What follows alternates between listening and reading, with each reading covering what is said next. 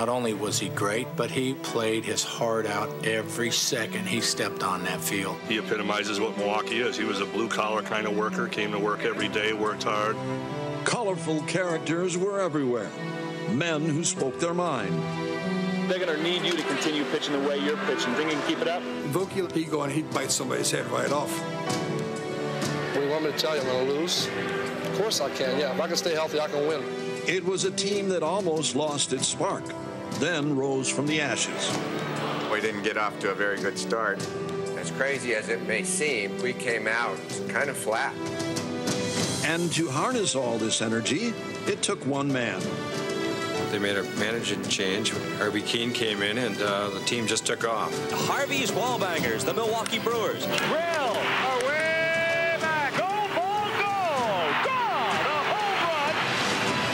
There was always somebody on base. Robin and Paulie and Cecil, they'd all hit 30, 35 home runs, and they'd all hit 390. It's gone! They are an awesome hitting ball club. A lot of home runs, a lot of action, a lot of excitement. There was a lot of baseball fever in Milwaukee. Every place you went to was baseball. People talking about the Brewers. They're a tough team. All you got to do is say 1982 in Milwaukee, Wisconsin. 1982 is better year. Yeah, Brewskis! From a jam-packed county stadium with the American League Championship on the line, it is the Brewers in Game 5. Without question, the biggest moment in my life. Base hit, left field, a liner. Gander slides. He strikes. The Brewers lead. Cooper delivers. I'll never forget counting down the outs. We got 9 outs to go. Boom. We got 8 outs to go. 1 out to go, and my heart's just racing. The Brewers are just 1 out away. 54,968. They are standing. Ball line to out. It's short. It's over.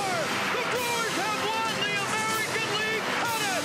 Milwaukee, you have a World Series. This is the story of a team that captured the heart of both the city and the nation. A team that refused to stop fighting and made a magical run at a World Series title, dominating night after night with a simple philosophy and a thunderous offensive attack. Let's go out and play hard. Let's see how many runs we can score every night. And let's have fun doing it.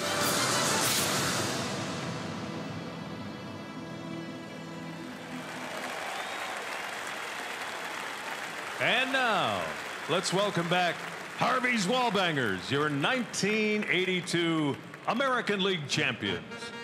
First, we greet the family of Coach Harry Warner. Joining us tonight is Harry's daughter, Dina. Harry was the Brewers' third base coach for 2 seasons, but his career spanned over 40 years as a player, a coach, and a manager. Harry passed away in 2015. Also joining us tonight, longtime coach and scout Larry Haney.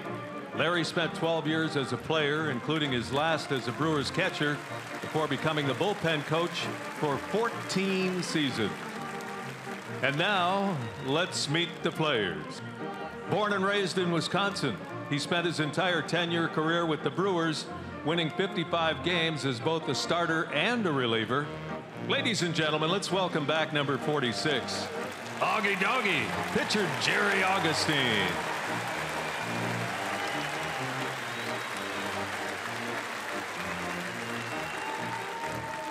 Used primarily as a setup man, he made 47 relief appearances in 1982, posting a 3-1 record while earning 6 saves. Welcome back to number 747, pitcher Dwight Bernard. During the World Series, he posted 2 victories and remains one of only 2 Brewers pitchers to win 100 or more games in a career. Let's hear it for number 48, Iron Mike Caldwell. He was a left-handed specialist in the bullpen and affectionately known as Rat. Number 28, pitcher Jimmy Easterly. In the League Championship Series, he held the Angels hitless for 6 innings in Game 4. A workhorse who spent 10 seasons in Milwaukee, we welcome back number 30, the pitcher Moose Haas. One of the great sluggers in Brewers history. He could do it all. A warm welcome to number 9 outfielder Larry Heisel. They called him Bigfoot, and for good reason. He filled some pretty big shoes down the stretch when Raleigh Fingers was out with an injury. Ladies and gentlemen, number 27 relief pitcher Pete Ladd. This lefty posted 12 victories in 1982, and in the postseason he earned a win and a pair of saves. Tonight he serves as the pitching coach of the Philadelphia Phillies. Welcome back, number 10 relief pitcher Bob McClure.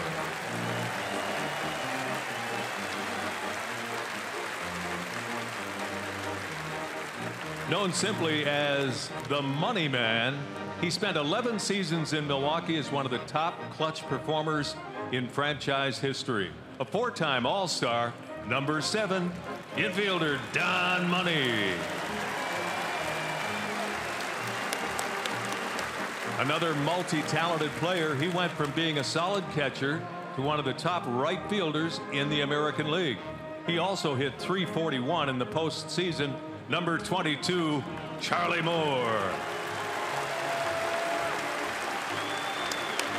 No one will forget perhaps the greatest defensive play in franchise history when this slugging outfielder dove to catch a sinking liner in the left field corner at Baltimore. In the 1982 season finale showdown, the 3-time All-Star Spider-Man, number 24, outfielder Ben Oglivie.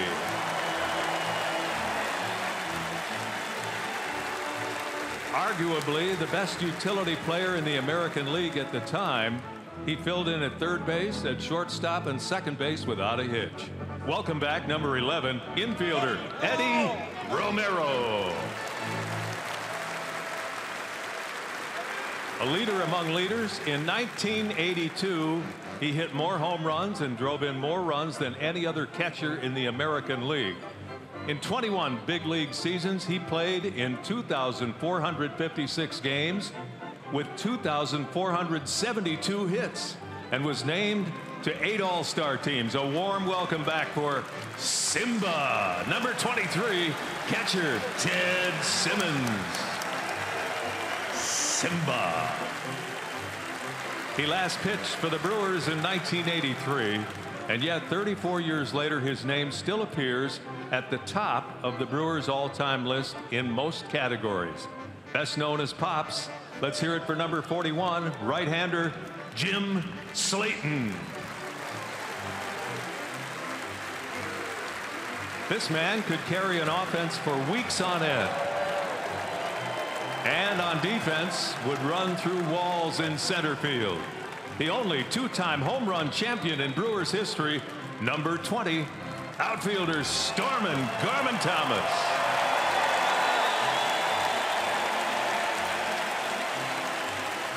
A great defender, but also one of the top clutch hitters in the lineup. In the World Series, he batted .333. Ladies and gentlemen, Wisconsin's very own, number 17, second baseman Jim Gumby Gantner.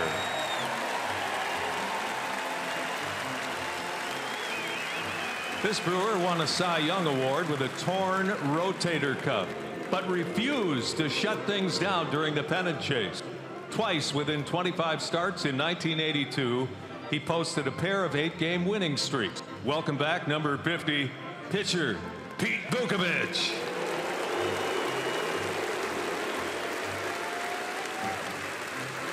As a smooth fielding first baseman, he was also one of the most consistent hitters in the American League for over 10 years. His 7th inning single drove in the winning run in Game 5 of the American League Championship Series, enabling the Brewers to advance to the World Series. Put your hands together for number 15. Let him know you mean that, Coop. First baseman Cecil Cooper.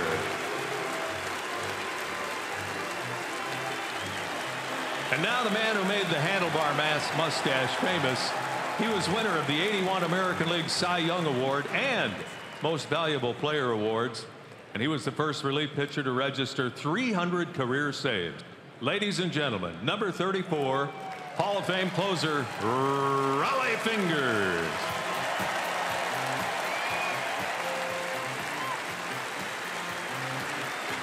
And finally, in 1982, this iconic Brewer was named the American League's most valuable player and the Major League Player of the Year, and earned a Gold Glove Award, the only player to ever have 2 4-hit games in a World Series.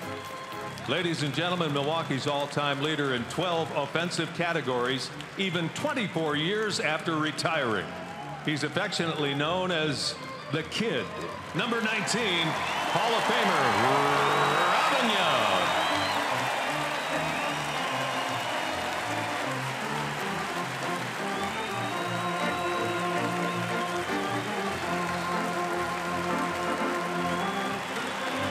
We now ask you to direct your attention to center field as we unfurl the original banner that was raised at County Stadium after that incredible season. And with that, we welcome back everyone who made it such a memorable summer in Wisconsin. Your 1982 American League champion, Milwaukee Brewers. At this time, we invite Audrey Keene to honor us by tossing out the ceremonial first pitch to 1982 catcher Ted Simba Simmons. Audrey, thank you very much. You're looking good. Ladies and gentlemen, please remain standing now. Remove your caps. And military personnel and veterans of military service, please render a hand salute. Then sing along as we honor America with our national anthem tonight, led by David Moore from Wauwatosa. Oh, say, can you see by the dawn's early light what so proudly we hailed at the twilight's last gleaming, whose broad stripes and bright stars through the perilous fight o'er the ramparts we watched were so gallantly streaming, and the rocket's red glare, the bombs bursting in air, gave proof through the night that our flag was still there. Oh, say does that star-spangled banner yet wave o'er the land of the free and the home of the brave? Very nice, David. Thank you. David Moore from Wauwatosa. What a ceremony, setting the stage for a huge night of baseball here to honor 1982, and we've got the Phillies and Brewers 2017 playing a game. We've got it next on Fox Sports Wisconsin.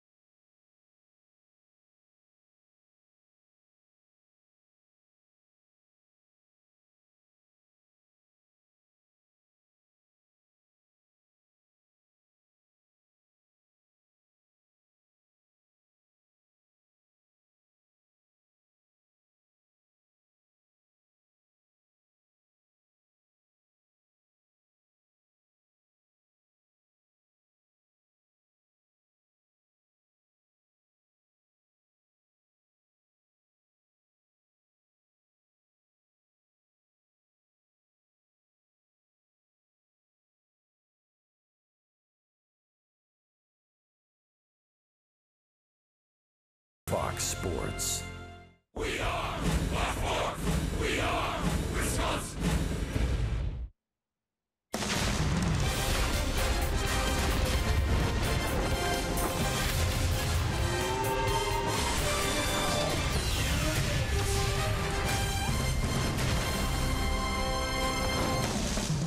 There's a ceremony to remember here at Miller Park, honoring the 1982 American League champion Milwaukee Brewers, the only Brewer team to go to a World Series. Some familiar heroes back in Milwaukee, and they will be celebrated tonight.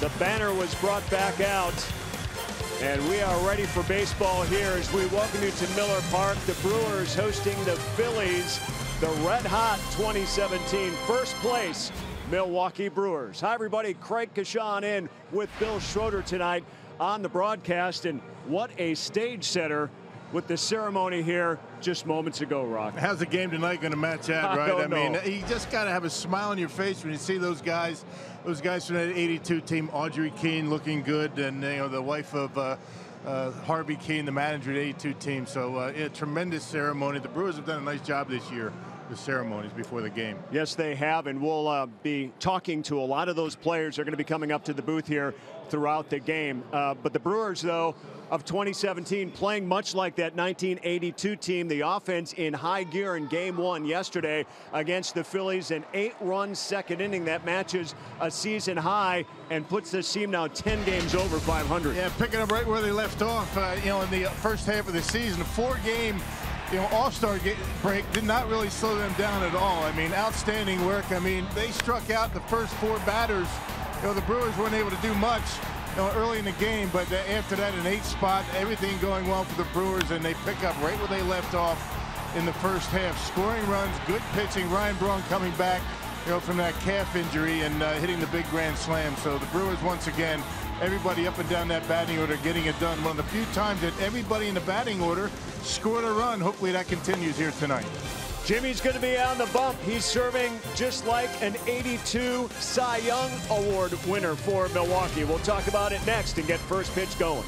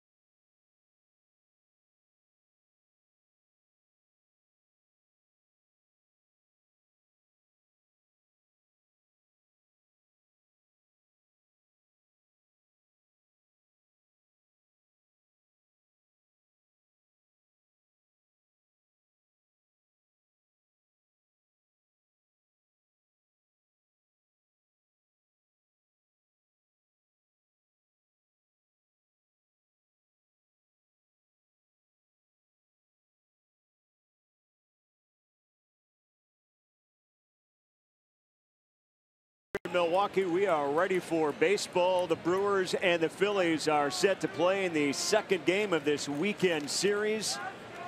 Jimmy Nelson on the hill for Milwaukee, and he was warmed up and ready to go, and we are ready to go as well as Daniel Nava steps in and takes a first pitch strike, and we are underway. Let's take a look at the Phillies lineup, the Potawatomi Hotel and Casino Phillies lineup. Nava will start, and Galvis bats next, and it's Franco 1, 2, 3 here in the first inning for Philadelphia to face Jimmy Nelson, who is really putting together a nice stretch on the mound and emerging, kind of taking over as that starting five right now. Yeah, no kidding. He's been outstanding. He's won 3 in a row, and 6 of his last 7 decisions have been victories. Beat the Yankees his last time out before the All-Star break. 5 innings, 3 runs in a Brewers victory in New York.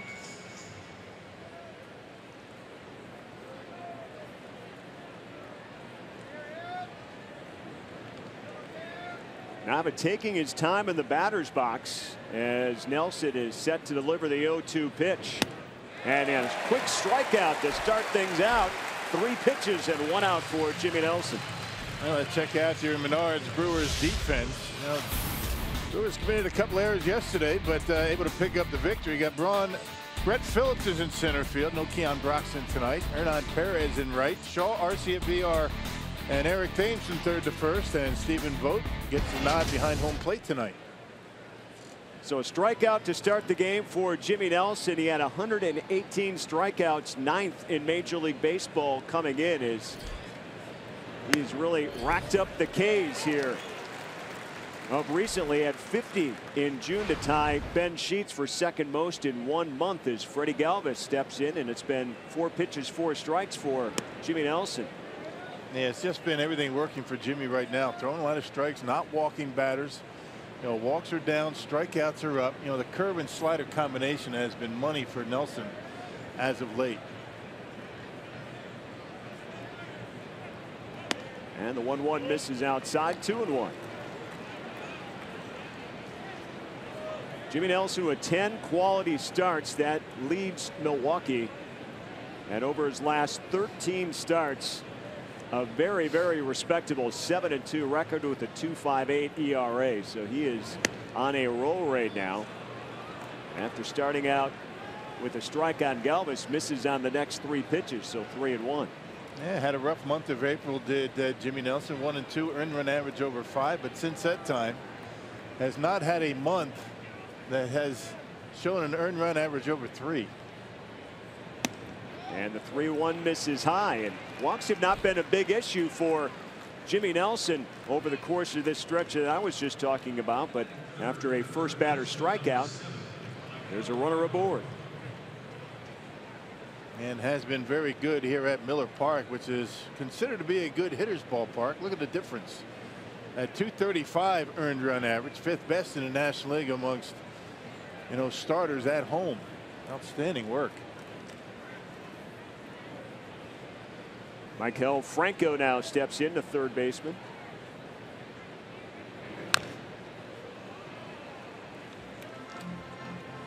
And Franco, a big night last night. 4 hits for Franco, and it started against Zach Davies, his 6th career 4-hit game. Yeah, he pounded the baseball. He barreled up just about everything all night long. A couple of doubles. He had an RBI, and he has been a pretty consistent hitter. Not so much average, but, you know, driving in runs. He's got 13 homers, 47 RBIs. And he hit the ball hard last night. And a throw to first, and they picked him off. Galvis is out at first base for out number 2. All right, quick feed for Jimmy Nelson to get a throw over to Thames. Check this out. That's a big lead. He leaned, and that's not even close. Phillies aren't even going to take a look at that one. You can see him flinch. Perfect throw. Good tag by Thames for the out. Well, the Brewers have done a fantastic job taking care of the bases this season, whether it's at the mound or behind the plate. And that continues here tonight. You know, all part of the run prevention theory for Craig Counsell. No matter how you get it done, wipe out those base runners.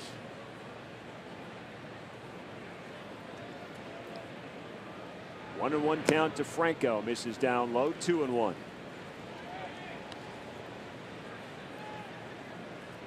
Franco with that 4-hit game against Milwaukee last night. 373 with 5 home runs and 15 RBIs against Brewer pitching in his career.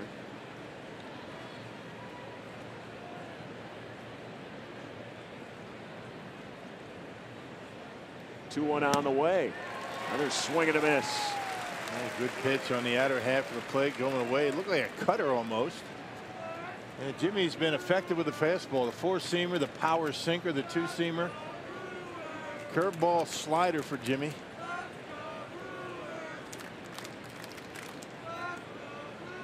Here's the 2-2. Fouled back. Nelson has really recouped over an 8-16 season a year ago. His 8 wins already match last year's season total. Man, just part of a very good starting rotation. I mean, the starters have been very good, eating up innings, keeping the opposition off the board, allowing the Brewer offense to get going. And that's going to have to continue the rest of the way. Starting pitching imperative, has to be good. Again, the 2-2. Called strike 3. 2 strikeouts in the inning, and a pickoff at first eliminates the walk. Good start for Jimmy Nelson. Here come the Brewers.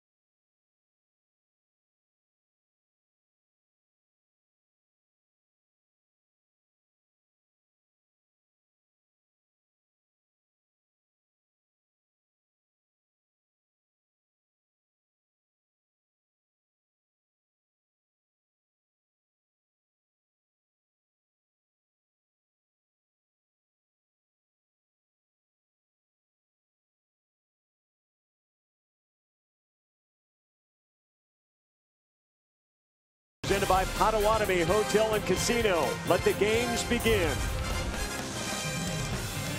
A beautiful night for baseball here in Milwaukee. The Brewers going to bat in their half of the first. Their lineup brought to you by Potawatomi, and it's going to be VR at the top of the order, playing second. Thames at first, and Ryan Braun 1-2-3. Then Shaw, the cleanup. Perez out in right, Vogt behind the plate. Hot hitting Orlando Arcia at short. Brett Phillips gets the start in center field. And they'll face Aaron Nola on the mound. The young 24-year-old is starting to put together an impressive start to his major league career. Yeah, the San Diego Padres beat him last time out, a 2-1 loss, and that snapped a 3-game winning streak for Nola. And in his last 4 games, he's only allowed 5 earned runs. This guy's been good. First pitch misses outside to VR. And Jonathan VR, season numbers at .220 with 8 home runs and 30 RBIs, but he's starting to get more consistent results at the plate as he knocks this one to left. And Nava gets underneath it for out number 1. And check out the Phillies Menards defense, one of the better defensive teams in the National League, although they committed a couple of errors in yesterday's game. You got Nava, Herrera, and Williams in the outfield. Michael Franco at third. Freddie Galvis outstanding up the middle. Very good shortstop. You got Ty Kelly and Tommy Joseph. And Cameron Rupp gets the call behind home plate tonight. There's Corin Danley, the home plate umpire, and the crew chief. Next pitch to Eric Thames here is ball 1. Eric Thames at .245 on the season. 23 home runs and 43 RBIs. Drew a couple of walks in last night's game, and this one hit to left again. Nava going after it into the corner, and it carries fair into the corner. And Thames will stand up and have a double. Boy, a towering double that just stays fair in the left field corner. And Thames has his 16th double. Well, we've seen it before, opposite field power for Thames, but you didn't really expect that ball to, number 1, stay fair or go that deep. he barreled that one up. He got under it a little bit. That two-seam fastball from Nola, that's been a good pitch for him. And Thames barrels it up but gets under it and drops it right inside that left field line for a two-bagger. Right up off the bottom of the wall. Well, runner in scoring position for Ryan Braun. Makes a big difference having Ryan Braun back in that lineup. Missed a couple of games last weekend in New York against the Yankees.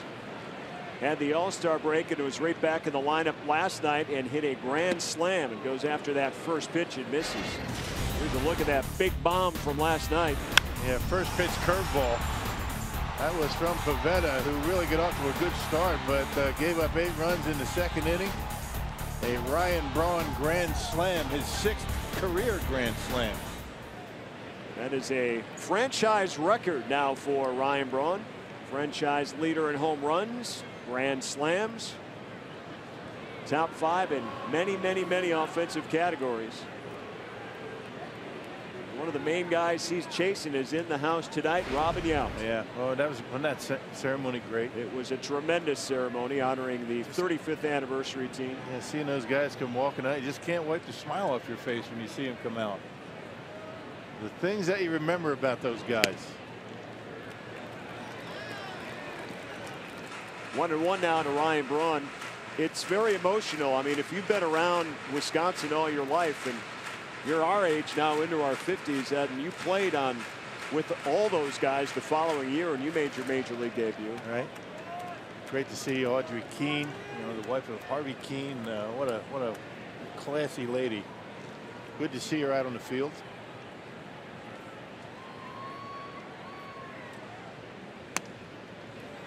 Just missing outside. 2-1 to Braun. Yeah, Audrey got to throw out the ceremonial first pitch.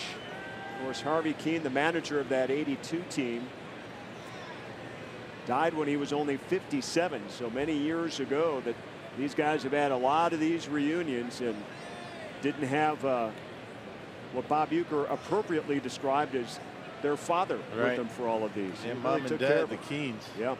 Harvey and Audrey. Commissioner Emeritus Bud Selig out there. Mark Atanasio. Ueck did a great job as usual. As usual. Ueck was playing audio operator too. He got the microphone over to Audrey. Here's the 2-1 to Braun. Missing low, 3-1.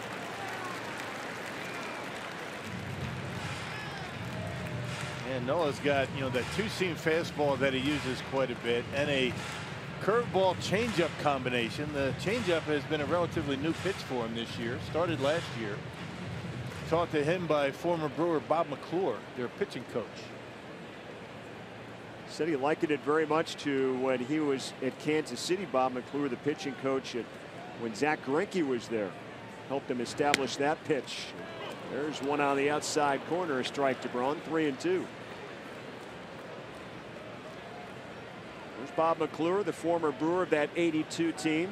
Hey, he was out there introduced in his Philly uniform.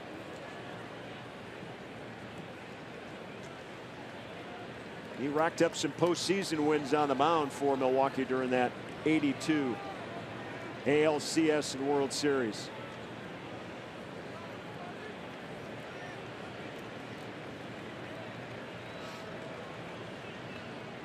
Here's the full count pitch to Ryan Braun, and he hammers it to left, and it's going to hang up. Oh, it sounded pretty good coming off the bat, but not enough. Yeah, off the end a little bit. That was a curveball again by Aaron Nola. He likes to use that pitch. He's confident in it, and he got away with one. There you see the break on it. It stays up in the zone. It's outer half, and you can see right off the end for Ryan, and he knew it. It was a curveball that he hit out last night, way up off the scoreboard. That one on the end. He said last night I got it, but not in this at bat tonight. So 2 down. Thames still out at second base. Here's Travis Shaw. Mr. Consistent. 296 on the season, 19 home runs and 65 RBIs. And he has been, you know, the guy for the Brewers on an everyday basis. Certainly the most consistent guys you mentioned. Those are excellent numbers across the board. On base percentage at near 370.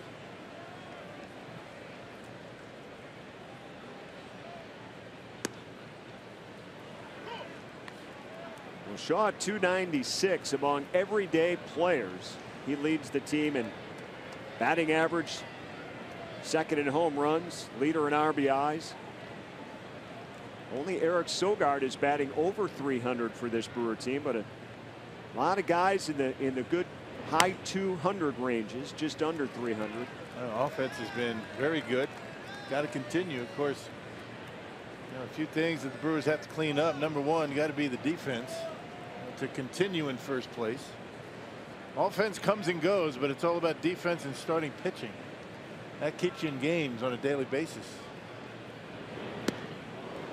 Shaw swings and misses, 2-2. They were able to overcome those 5 errors and win in New York last weekend. A couple of errors in last night's game, still won. They make a couple of errors, score 9 runs. That's going to help. Indeed. Finding a way to balance it out, right? Right. 2-2 from Nova, and strikes out Shaw. And that ends the Brewers' threat here in the first with Thames out at second base. We head to the second inning here in Milwaukee.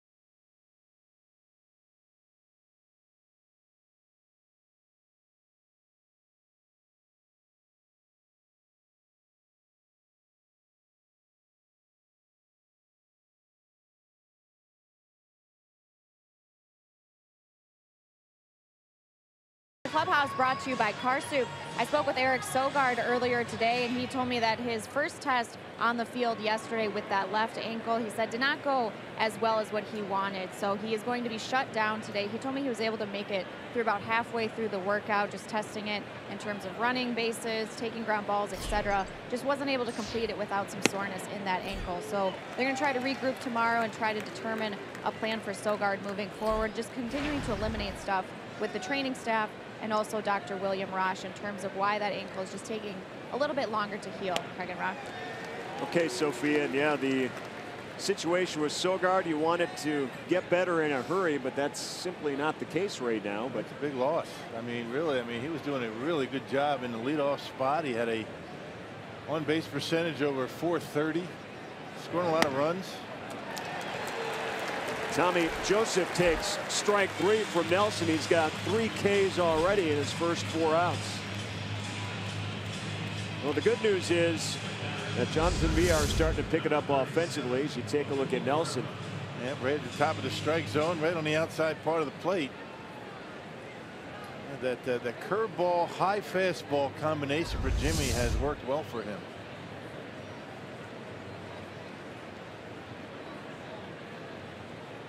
Here's Odubel Herrera,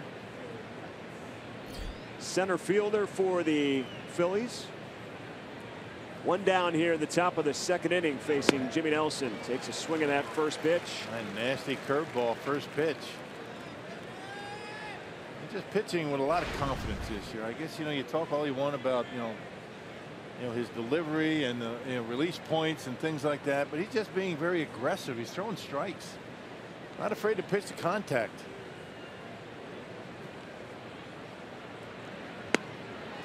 And ahead. 0-2, couple of curveballs.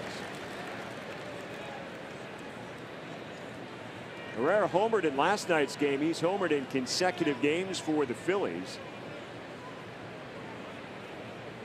Phillies jumped on Zach Davies last night early for a couple of runs in the opening frame, and Milwaukee was able to get the lead back, but the Phillies weren't done as the night progressed. It was a 9-6 Brewer victory as it turned out.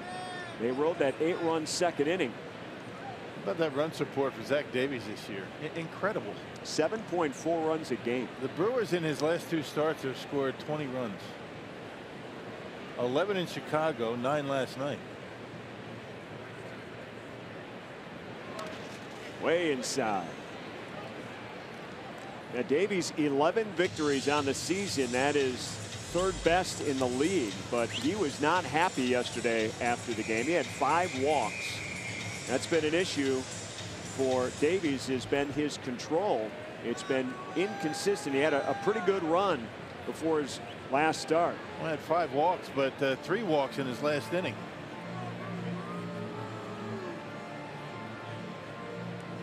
Pete Mackinnon, the Phillies manager, came out, and I don't know if they're looking to see if that last pitch may have hit Herrera or not. He was way inside. And Larry Bowe, the bench coach, says nope. It's that breaking pitch right there, and look at how this ends up. Does it get the foot? Nope. Good job by Vogt, just in case, with 2 strikes to keep it in front of him. Heaney behind the plate last night, Vogt tonight. Here's the 2-2. Missing outside, full count.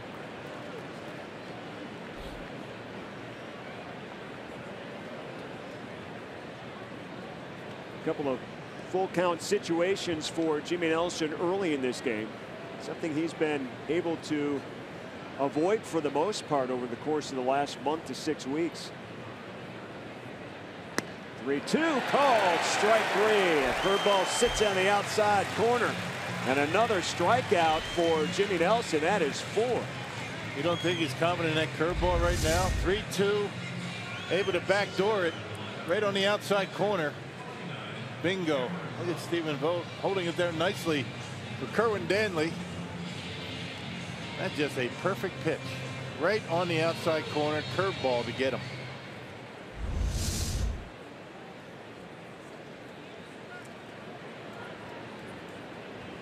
Five batters, 4 strikeouts, and a runner picked off first base for Nelson. That's a pretty good start. He pours another strike in as Rupp comes in. Yeah, infield and outfield have been pretty, not much going on yet. Cameron Rupp, the Phillies catcher tonight. Another strike from Nelson, 0-2.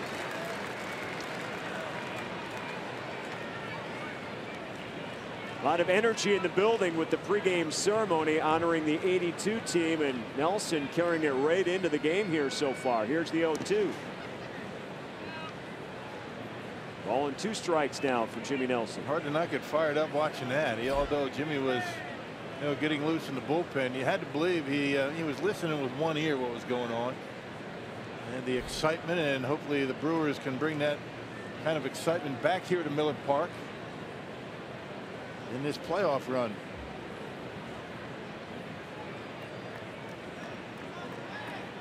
Here's the 1-2. This one hammered down the right field line, and it is a fair ball.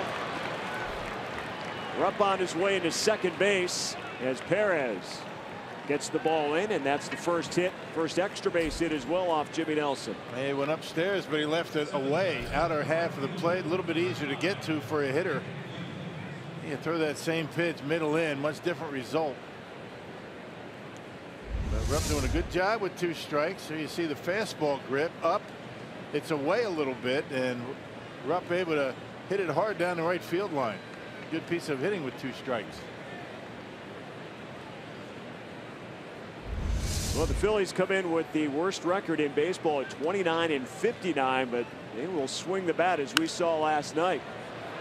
As Nick Williams, the right fielder, swings at that first pitch from Jimmy Nelson. Yeah, throughout the season, they haven't scored many runs. I mean, next to last in runs scored in the National League, and they don't hit many homers. Although they do hit, playing a very hitter-friendly ballpark, Citizens Bank Park in Philly. Their starting pitching staff and their bullpen has been coming along at a much better rate than the offense right now, but this is a team still searching for its identity in a major rebuild here.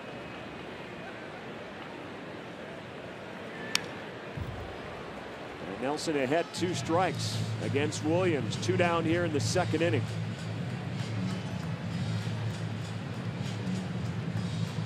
And 3 switch hitters in the lineup against Jimmy Nelson, and you got 2 lefties, Williams and Herrera. So Jimmy Nelson's going to be facing a lot of guys from left side of the plate tonight.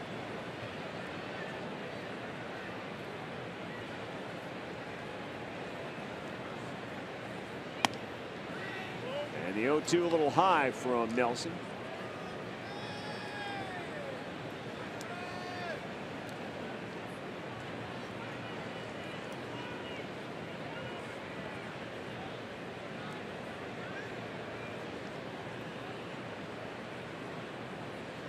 Here's the 1-2, and strike 3 again for Jimmy Nelson. Another strikeout as he strikes out the side, sandwiched around a double for Jimmy Nelson. He's got 5 now on the night as the Brewers come to bat in the 2nd.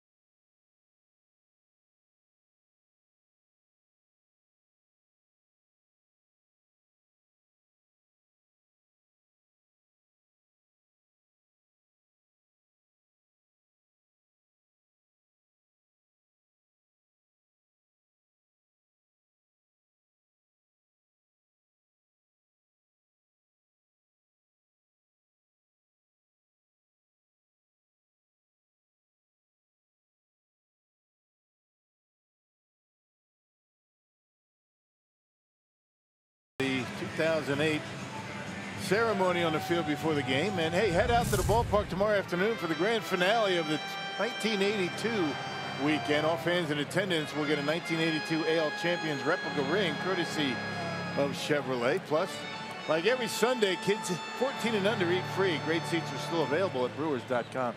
Did I say the 2008 ceremony? Well, you did, but I mean, you came back with 82 at the ring. 1982. So. What am I thinking? Here's Hernan Perez to lead off the bottom of the 2nd for Milwaukee. We were actually talking about the 2008 team, Rock, because they were a playoff team. 2011 was. So there was your gap, 1982 to 2008. Yeah. We were talking about that during the ceremony. Yeah, that's why. That's why it was in your head. I was looking at the sign when I was reading. See, I like the way you back me up, man. I'm with not you, used man. to that up here.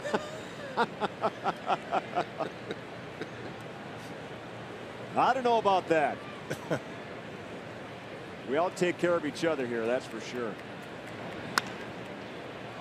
Perez in right tonight. Did not play in yesterday's game. Continues to put up very, very solid numbers as the super utility player for this team. He started 6 different positions. Good numbers against the Phillies for the most part. He's got 10 home runs and 35 RBIs on the season here. Ball and 2 strikes, fouls 1 back. Those 2 pitchers tonight, I mean, Nelson and Nola, very similar. I mean, both attack the strike zone. They like their fastball. You know, and both have good curveballs. You know, difference, Nola's got a plus changeup. Jimmy Nelson's still working on one. He has thrown a changeup, has Jimmy. But Nola's going to throw a lot more of them. There are a couple of SEC pitchers going head to head. Jimmy Nelson from Alabama and Aaron Nola from LSU. Nola, a first-round pick just a couple of years ago, a few years ago in 2014, and Jimmy Nelson, a second-round pick by the Brewers out of Alabama.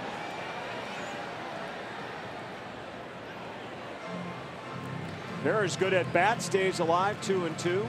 And Nola got his feet wet in the big leagues last year. 6-9 record and a .478 earned run average. And then he picked up that changeup. Things have turned around dramatically for him. You look at a guy that was drafted out of college and then a year later makes his major league debut. That's pretty good stuff right there. And there's a nice curveball dropping in and getting Perez looking at strike 3. He's got good stuff. Yep, coming in 81 strikeouts and just a little over 80 innings of work. That's always considered to be good. Same number of strikeouts as innings pitched. He only allowed 70 hits in those 80 innings. So all the numbers across the board for Nola have been very good.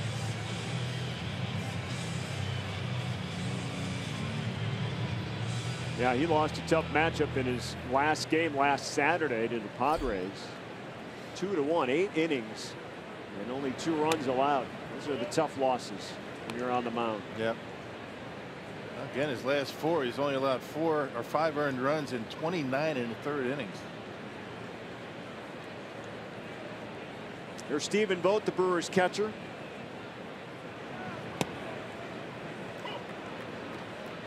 .273 in a Brewer uniform with 4 home runs and 8 RBIs. And not bad. 4 home runs. He's got 6 hits. Pretty good ratio. This is only his 7th start tonight here too. So the 4 home runs match what he had in Oakland in 54 games there earlier this year. I like what Craig Counsell said about Stephen Vogt about hitting the reset button. Sometimes it certainly works. Yeah. And it has with this guy. This time though he grounds out to second. 2 down here in the Brewers' 2nd inning. Yeah, change of scenery good for a lot of players. Stephen Vogt would not be the first to turn things around. Not only a new team but a new league. This guy's been around a while. He knows a good thing when he sees one, and right away he felt some really good vibes coming out of that Brewer clubhouse. He said this team has got some good chemistry. It's got depth. We have seen it build since opening day, and now they're 10 games over 500, and a big reason why is this guy at the plate now, and Orlando Arcia. He has played spectacular defense at short, and his offense is coming around in a hurry here over the last 6 weeks. This time an infield pop-up. And that's going to retire the side. So we're through 2. No score as the Phillies come to bat. And Bud Selig will join us here in the booth to reminisce about '82 when we come back.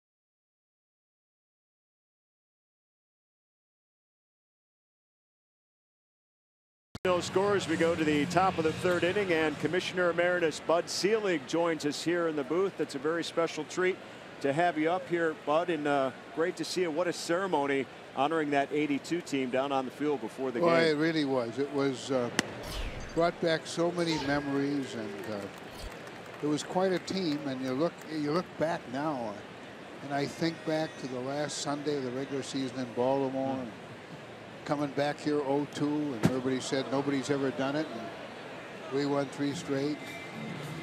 And of course, as you know, Billy especially knows I'm a poor loser, to say the least. And you know, when Raleigh got hurt, I mean, we beat the Cardinals. I really, Euchre and I have talked about it a lot.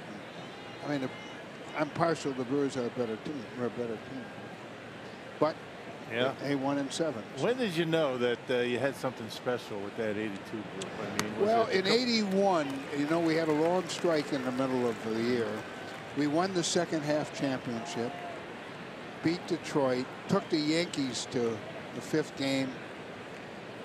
We were the best team in baseball, in my opinion. So I knew going into 82, we were good. We were really good. And then you look back on it, you had 3 Hall of Fame players to begin with. That's pretty good on one club.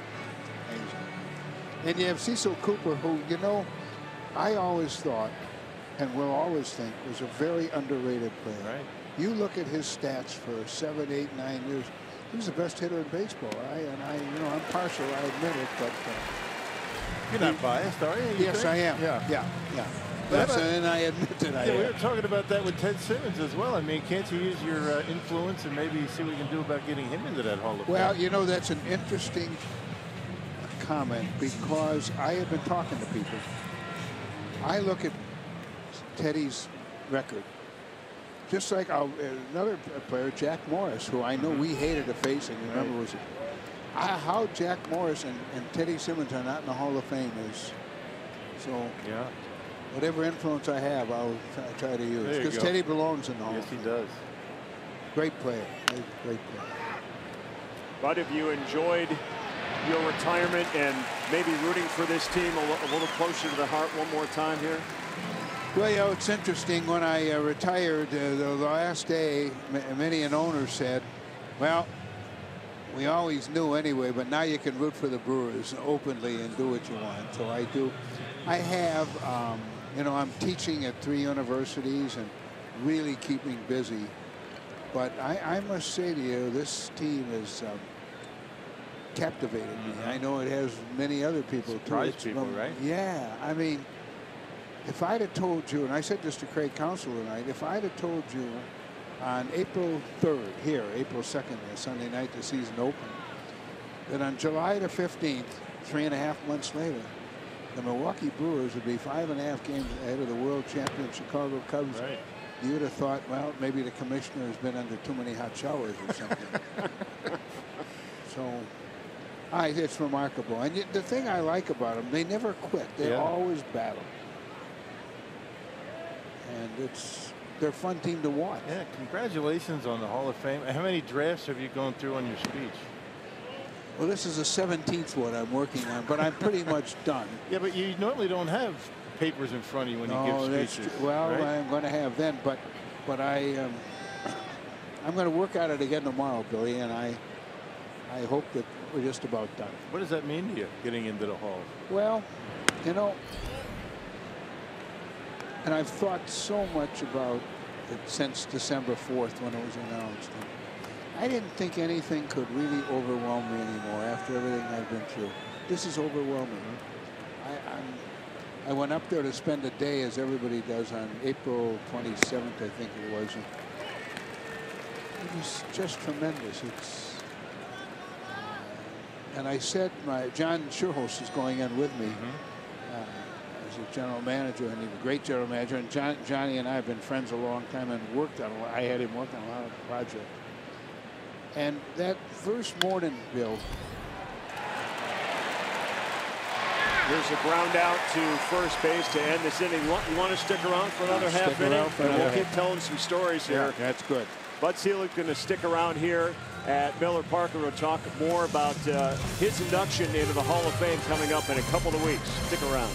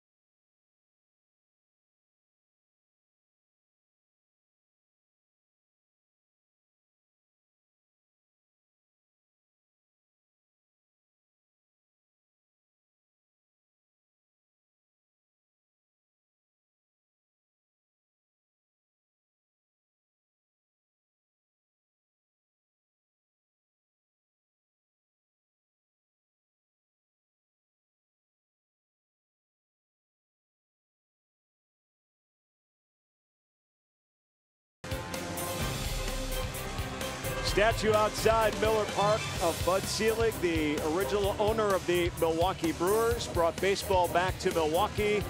And he is in the booth with us again to join us for the next half inning here. And you're right in the middle of your Hall of Fame story. Anyway, emotions here. I said to John Charos the next morning, got all the Hall of Fame players around. And he just looked at me, and I looked at him. He was sitting about where Bill is sitting, and he went like this, and I did too. And I said, you know, John, think about this. And I wasn't being funny when I said it. Babe Ruth, Lou Gehrig, Joe DiMaggio, Ted Williams, Hank Aaron, Willie Mays, and you and me. Right. It is overwhelming. There's no question about it. So to say I'm honored would be an understatement. Well, I was just there last weekend, and where the plaques are going right now in place, where your plaque will be, is right next door to the original 5 in there. Yeah. Some of the guys you're talking about. You know, it's amazing. It is amazing. So I say to you, I was there for years awarding to Hall of Famers when I was the commissioner, and never really gave it a lot of thought that someday it might be me. But I'm very honored, to say the least. 2 weeks and 2 weeks. One more draft, right? One yeah, more. That's it. Well, I don't hope we do one more draft. Billy, it might be. Yeah. I don't know. I hope it's only one more, but I keep thinking, and I'm dangerous of thinking, because I want to make sure I get everything in there. And they only give you about 12, 13 minutes. So yeah. I'm already at 14, but I'll take my chance. What's your birthday, too, about that day? It is my birthday, and I'm told by the Hall of Fame people that it's the first time somebody went in the Hall of Fame on their birthday. Is that right? Yeah. Wow. You planned it out well. If your birthday's on Hall of Fame induction day, it was meant to be. I didn't plan it. When she called and said it's July 30th, I said, oh, my goodness, that's my birthday. What goes through your mind when you sit here in this ballpark, you see the crowd, the Brewers are playing well? What goes through your mind? It's got to be exciting. Another thing that's overwhelming for you, right? It really is. Exciting. I think how we fought to get this ballpark, how we fought to get a team. You know, guys, I'll always say, I tried to say that down there tonight. Bringing baseball back to Milwaukee will always be the greatest thrill that I had, because none of the rest of this takes place if that doesn't happen. And, you know, the odds were really stacked against us. Maybe I was too young to understand that. I don't know. But they were, and we got it. And then you remember the fight to get the ballpark, which was not easy, to say the least. And it's gorgeous. And you look on a night like this, and Brewers playing great, which is, I watch you guys every night. And been an amazing year. I think it was good that Mark Attanasio said before the game, one of the reasons you bring these teams back is to honor and celebrate history. No question. And people need to continue to remember that and reflect and be a part of it. No question about it. That's true. Absolutely true. I mean, the thing that makes baseball so great is the history and the tradition and the things that, and you tonight, you're watching all these players come out, and Bill, doesn't it brings back all these memories of all the people that you're doing. I was sitting up here watching, just can't wipe the smile off your face when you see him walk up there. Oh, my goodness. Jimmy Nelson lines out. 2 outs here in the Brewer half of inning number 3 as we chat with Bud Selig about reminiscing to the good old days of the Milwaukee Brewers and the organization that he has helped build here and put on the most solids of grounds here in the state of Wisconsin in Major League Baseball. And certainly when you left your role as commissioner, this sport continues to rise and stay on solid ground. I'm grateful again for the phenomenal growth we had, greatest attendance in history. Revenues went up from $1.2 billion to $11 billion. But more importantly, you know, I always use with the owners the terms hope and faith. That's our job, to create hope and faith. So here's Milwaukee in first place, Minnesota doing well. That wasn't going to happen years ago. So, yeah, I'm very happy and grateful. And I'll tell you, the Brewers are the talk of the baseball world. It's, I think, probably with some people in shock, and that's okay. It's a good kind of shock. Right. Like last night, you know, They're down 2-0, and well, here we go. But they battle back, and as you guys know, you see them every day. They fight back. Does this team remind you of any of the teams? You know, a back little in bit of the old days? '87 team, I would say. Right, Remember team streak? We'd win a lot and lose. Didn't go into, but we won 92 games that year. Right. And if we could win 92 this year, it'd be really good. It's shocking to listen in Chicago to the Chicago talk shows and read the Chicago papers. They're stunned. Right. You can tell they're just absolutely stunned. And the fact they went and got Quintana the other day, which is, and I like Theo Epstein a lot. Extraordinary executive, done a great job. But obviously the Brewers are making an impact. And Villar gets a base hit to center field, so a 2-out single for Jonathan Villar as we continue our chat with Bud Selig. It is very interesting you bring that up, that they won the World Series a year ago. That team is loaded, and all expectations to go into 2017 as a logical repeat threat. And suddenly they're 5.5 games out, and they're the ones who pulled the first big move. No question. Almost looking like we're trying to catch up to this Milwaukee Brewers there's team. no question about it. I mean, they obviously they're nervous because they traded. I mean, they really gave some great young talent away to get Quintana, who's a very good pitcher. But they gave a lot to give up, so time will tell. But that was one of the things you really strived for as commissioner, parity, right? I Absolutely. mean, small market teams. That's my being hope able and to faith compete. theory. There's no question.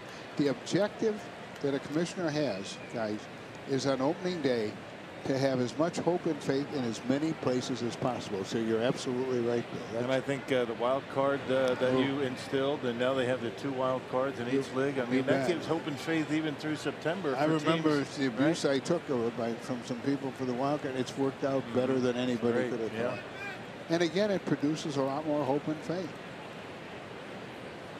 I think the other thing, too, to bring up with Eric Thames batting after spending the last 3 years in Korea is how baseball has naturally become a world sport as it is right now, that he can go over there and refine his game and come here and make an impact on this team. Absolutely. No question about it. It is an international sport. It's going to get to be more so in the next decade, and that's a good thing. So I feel really good about where we are. What do you think the next big revolution in baseball is going to be? Well, I think it'll be international. I really do. I think we've had phenomenal growth, as I said, and that'll continue. But I think if we are aggressive, and I know how Rob Manfred thinks about this, aggressive with international, you'll see growth in the next decade that'll be unbelievable. So you're talking about maybe teams outside the U.S.? Who knows? Time will tell. We got all kinds of things. Rob and I had a lot of conversations, and we'll see what happens. Yeah. There'll be expansion, and they'll expand. Where they expand, they'll have to determine that. And replay has settled in rather well. You know, I was against it. I had this 14-man committee, but I give Tony La Russa credit. He really took it over. And I have to tell you, I love replay. It's worked in a lot of good cases, that's for sure. Has it ever? Has it ever? Well, listen, thank you so much for coming up. It was a pleasure speaking with you and seeing you again, Bud. Great ceremony. Thank you. Pleasure to see both of you, and lots of good luck, and I'll be watching. All right, another 82 hero, Robin Yount, one of Bud Selig's closest friends, who's going to join us next to talk about 82 and the Brewers baseball organization.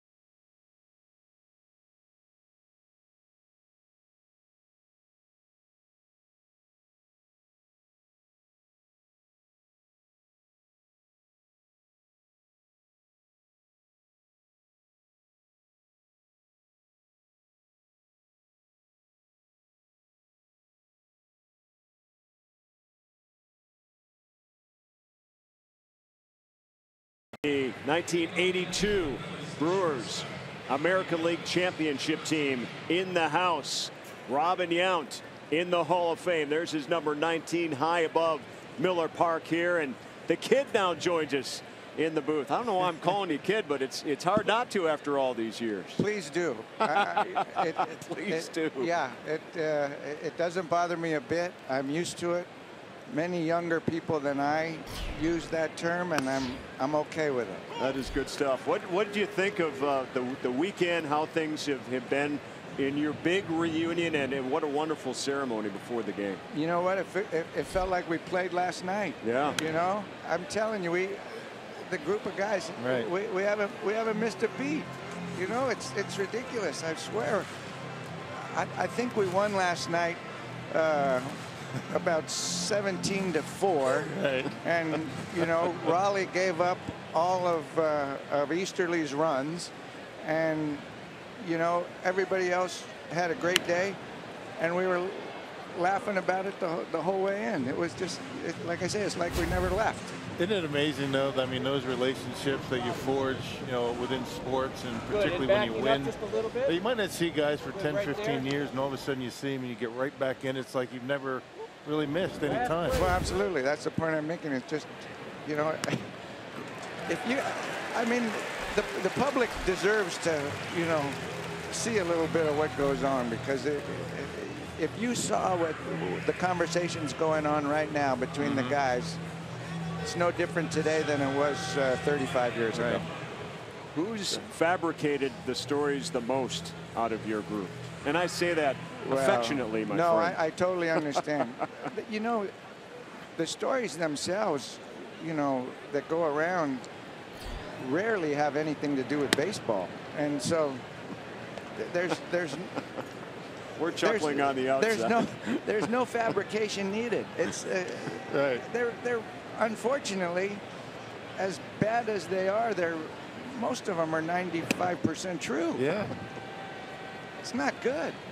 That was a good era, though. I mean, you know, it was a great era. No social media. You can kind of do stuff, have fun, right? We had so much fun. You know, I wish these guys, because, you know, I think it's such an important part of a team. And you know, you've been there. The camaraderie and the fun you can have. Unfortunately, they're not exposed to the same type of fun we were able to have. Right. And it's not anything they're doing differently. Right, it's the world we live in. And it's just, you know, there's no possible way we could have done a lot of the stuff we did, you know, in today's world. Good, clean fun, but still. Oh, stuff yeah, you no, don't want. I don't mean that right. like we all should have been in jail or anything like that. No. Which not always. There was a few times that, you know, certainly that should have been the result, but you know, that was rare when we took it that far. far. And Uke was involved in most of those. Oh yeah, Uke was the one that would keep us out of jail, because there was a number of times police officers were involved in some of these stories that fortunately we had Uke on our side.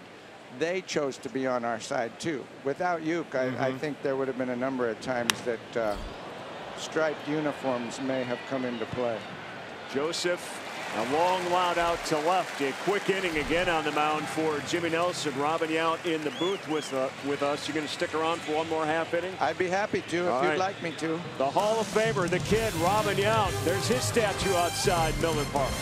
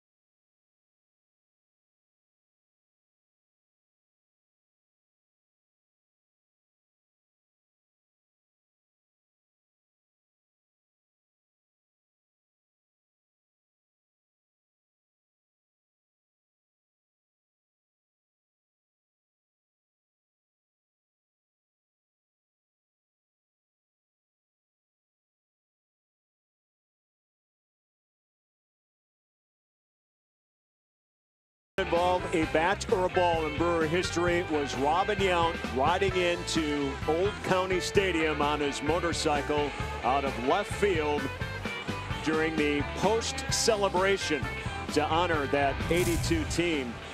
Just a couple of days after you guys got back from the World Series. We thought maybe tonight, we saw the left field gate open down there when you guys were being introduced and didn't see you at first down there, but maybe you'd give it another ride. No, in all honesty, Tyler Barnes asked me to do it, and no, we put that one to bed. All right. Yeah, I lost on that one. I bet lunch that you were going to do that. Yeah, so. No.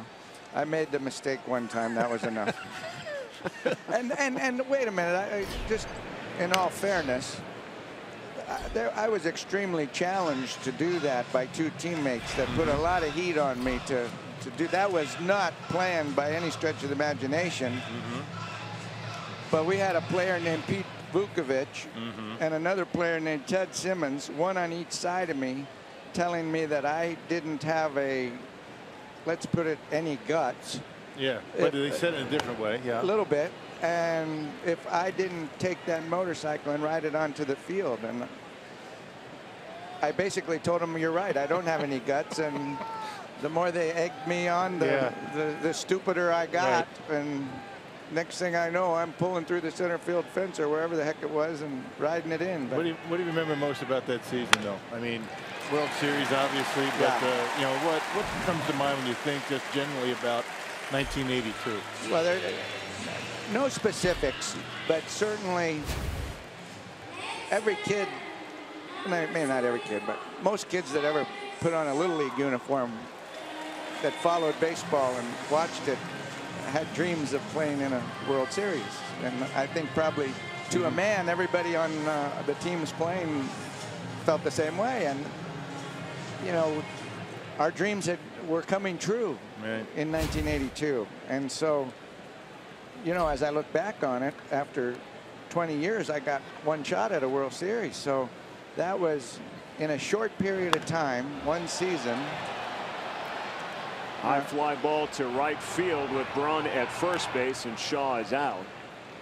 You know, that was the highest point and the lowest point of my entire career in maybe actually probably just a one-day span. I was going to say, you know, we were that close to winning the World Series.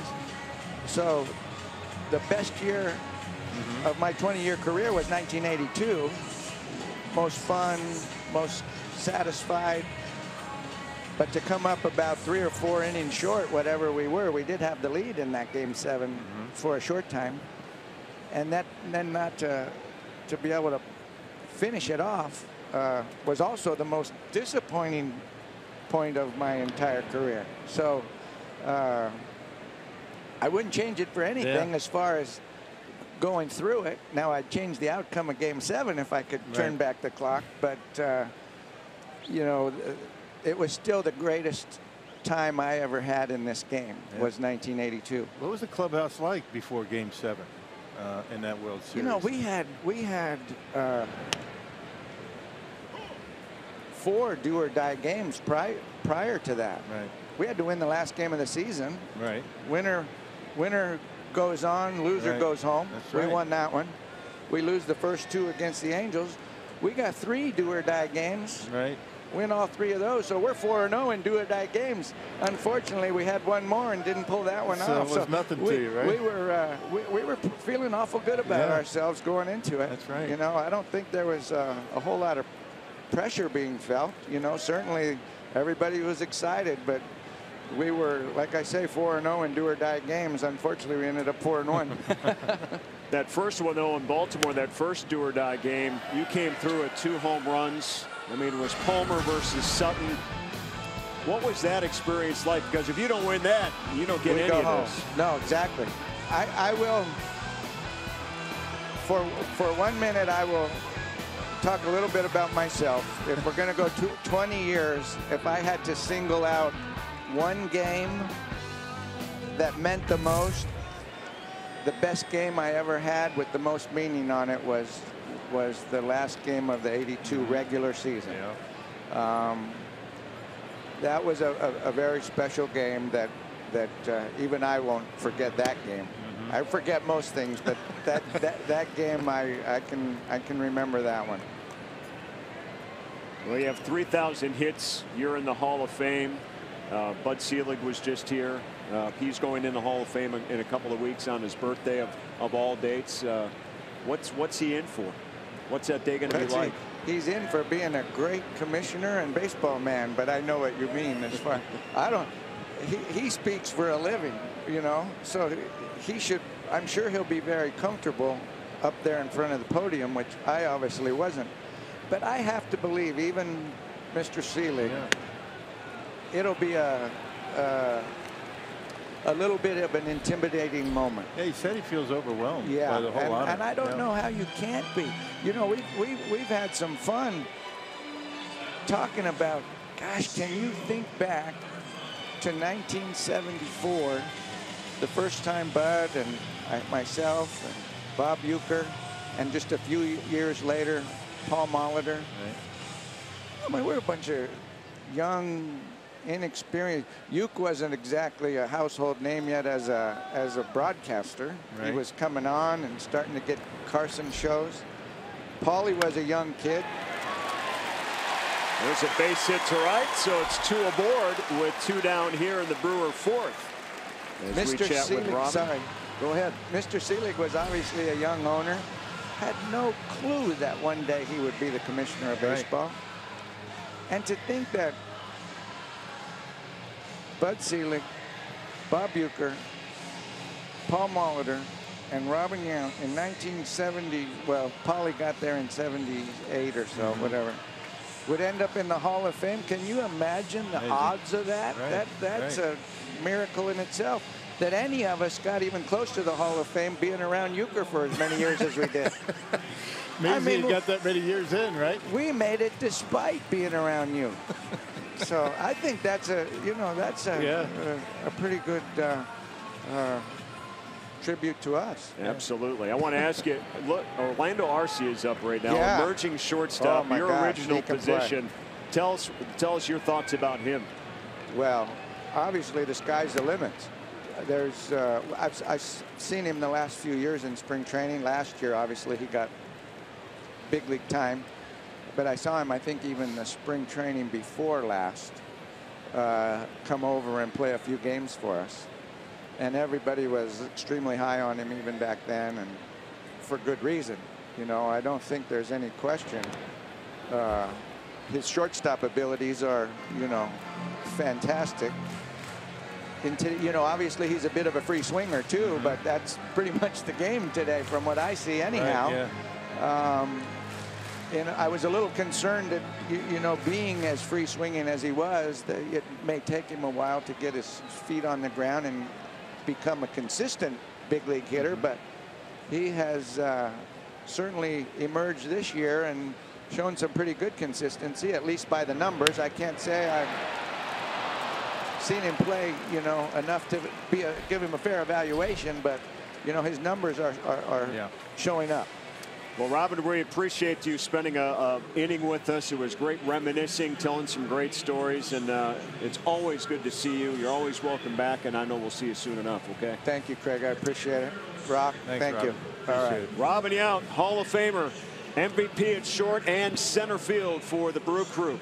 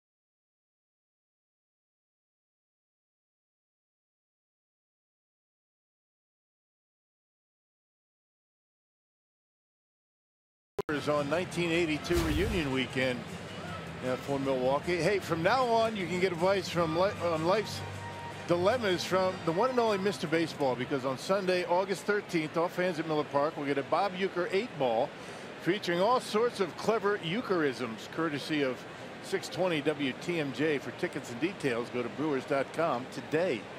And I'm very glad I looked at this card earlier, because Ueckerisms, if I saw it for the first time, would have given me some problem. You haven't seen that one spelled out before, have you? No. Top of 5 we go, and Jimmy Nelson is rolling right along against Aaron Nola here, as the scores still 0-0 between these two. And boy, we've had a treat having Bud Selig up here, Robin Yount. We're going to have Raleigh Fingers and Cecil Cooper coming up here shortly as well. And great job, isn't it, we have? Yeah, somebody's got to do it, Rock. Yeah, I'll tell you, we're very fortunate to be able to sit up here every night, and on the rare occasion have an opportunity to talk to legends like those two, and 2 more to follow. Well, that was a great team, and you look at the Hall of Famers. It was interesting that Yount brought that up. It wasn't just the players, it was the person who built the franchise, and Bud Selig, and a guy like Bob Uecker, who continues to call the games behind the mic on the radio for more than 50 years. Is tremendous what he has given in his entirety to the game of baseball. Herrera rounds out the short, and there's 1 out here in the 5th inning. Yeah, mentioned, I asked Robin, who's going to be up for the Hall of Fame weekend. He said, I would never miss it if Bud Selig is going to be inducted. Bob Uecker is going to be up there. So, Mr. Selig will be well represented up in Cooperstown. People love him around here. I know that 82 group certainly has a special fondness toward Bud Selig, as they should. And certainly vice versa.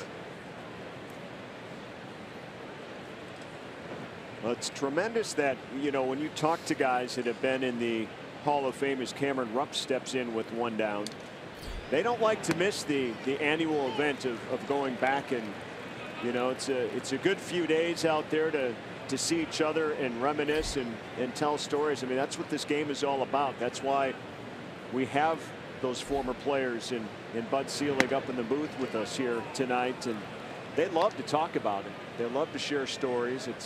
It's part of their life, and we're very fortunate that they do share those stories with us. And they enjoy what they're seeing so far here with the 2017 Brewers. It's interesting getting takes and evaluations, and how everyone's, they're tuning in every day, no matter where they live or are. Yeah, Bud Selig says he listens every day or watches on television. And Robin, very attuned to what Arcia has been going through and his progress. Mark Atanasio said it so well when during the ceremony. He said, "Once a Brewer, always a Brewer." That's true. Absolutely. Especially with that group, that 1982 group. They loved their time here. Speaking of once a Brewer, always a Brewer. There you go, Ryan Braun had the grand slam in last night's game, producing when he's healthy, and back to being healthy right now. So important to be in that number 3 hole in that Brewer lineup. You get Thames coming around a little bit more. He's starting to get back on base more often. That on base percentage is going up. You got Jonathan Villar over at second base, who's regained the duties over there, especially with Sogard's injury right now, but he's starting to get on base more and produce. Has a base hit again tonight to extend his hitting streak. This is a deep team. You got Travis Shaw, who's solidified the cleanup role as the number 4 hitter. This offense is dangerous. Well, and one of the reasons that they have been fairly consistent this year is because the way Craig Counsell uses his roster. We've been talking about it a long time now. Everybody feels as though they're able to get in the starting lineup on a regular basis. He mixes and matches. Everybody gets to play. And that's going to keep everybody strong throughout the season. Everybody's able to get time off. and it helps with an understanding of a role. Everybody wants to understand their role and how they're going to be asked to contribute to this team. There's a 1-out walk. UFC Fight Night on a special day and time. 8th ranked Gunnar Nelson takes on number 14th ranked Santiago Ponzinibbio, plus Joanne Calderwood battles Cynthia Calvillo. UFC Fight Night tomorrow at noon Central on FS1. I dare you to say that again. I think when you say things once correctly, it's good.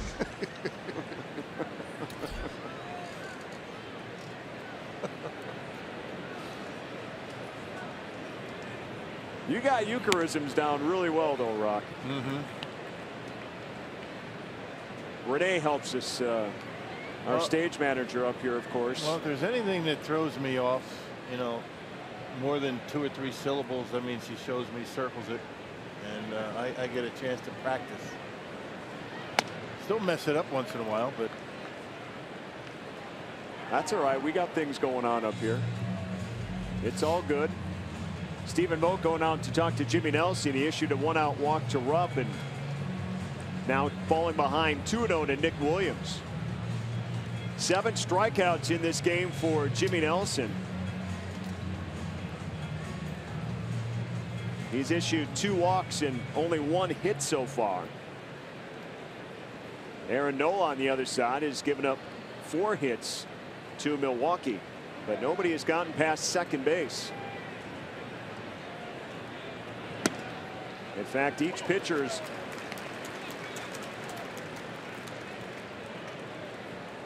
Nola has only allowed 2 Brewers to reach second, and Jimmy Nelson just 1. Not a lot of scoring threats. This one poked into left, and now Philadelphia's got 2 aboard with 1 down. And fastball on a 2-1 count. This time Williams able to pull the hands in, shoot it into left, and then try and pull it. Watch where it ends up. The fastball on his hands kind of leaked out of the heart of the plate, you know, with that 2-seam action, and Williams put a good swing on it and shot it into left field. Didn't try and pull it. Try and pull that baseball. It might be a double play ball. Easy grounder to second. Here's Ty Kelly, the second baseman. He struck out back in the 3rd.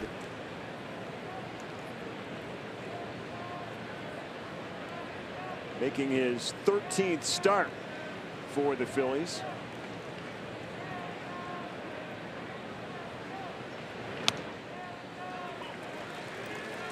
This guy's bounced around a bit, had an opening day roster spot with the Mets, and then was released and picked up by Toronto, and was released and picked up by Philadelphia. All in the first half of the season.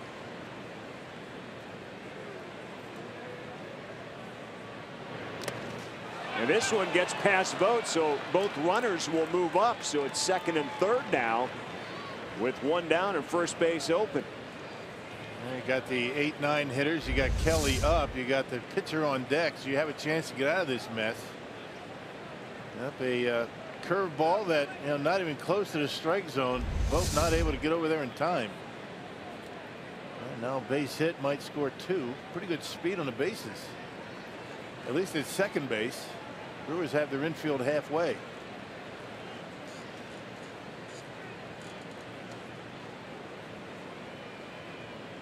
Count even to Kelly at 1-1.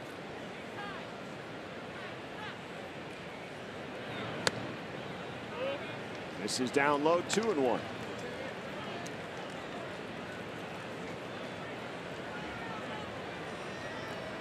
Nelson hitting his first bump in the road here in this contest in the 5th inning.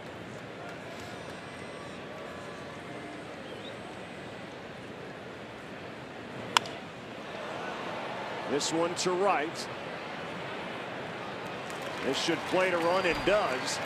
So the sacrifice fly to right puts the Phillies on top as Rupp comes in with the game's first run. Yeah, really first inning that Jimmy's found himself behind in the count. I mean, the last 3 hitters, he walked Rupp, fell behind 2-1 on Williams. He got a base hit, and a 2-1 pitch to Kelly.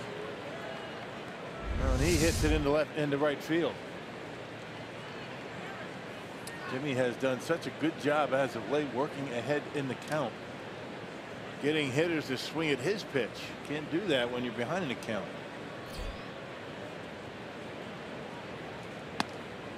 Here's the pitcher, Aaron Nola.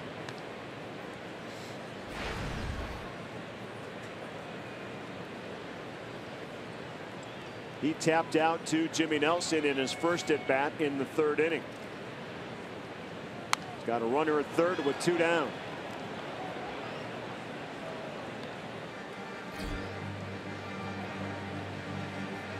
Brewers had to come from behind in last night's game.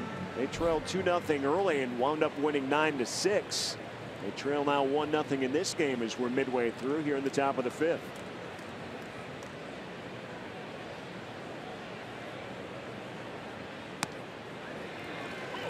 There's a nice strike from Jimmy Nelson.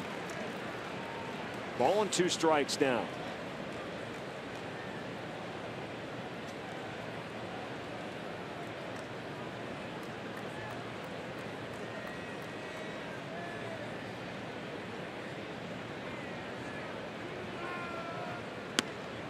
Called strike 3. So Nelson gives up a run, fights through some issues here in the 5th, but the Phillies grab the lead, and it's 1-0.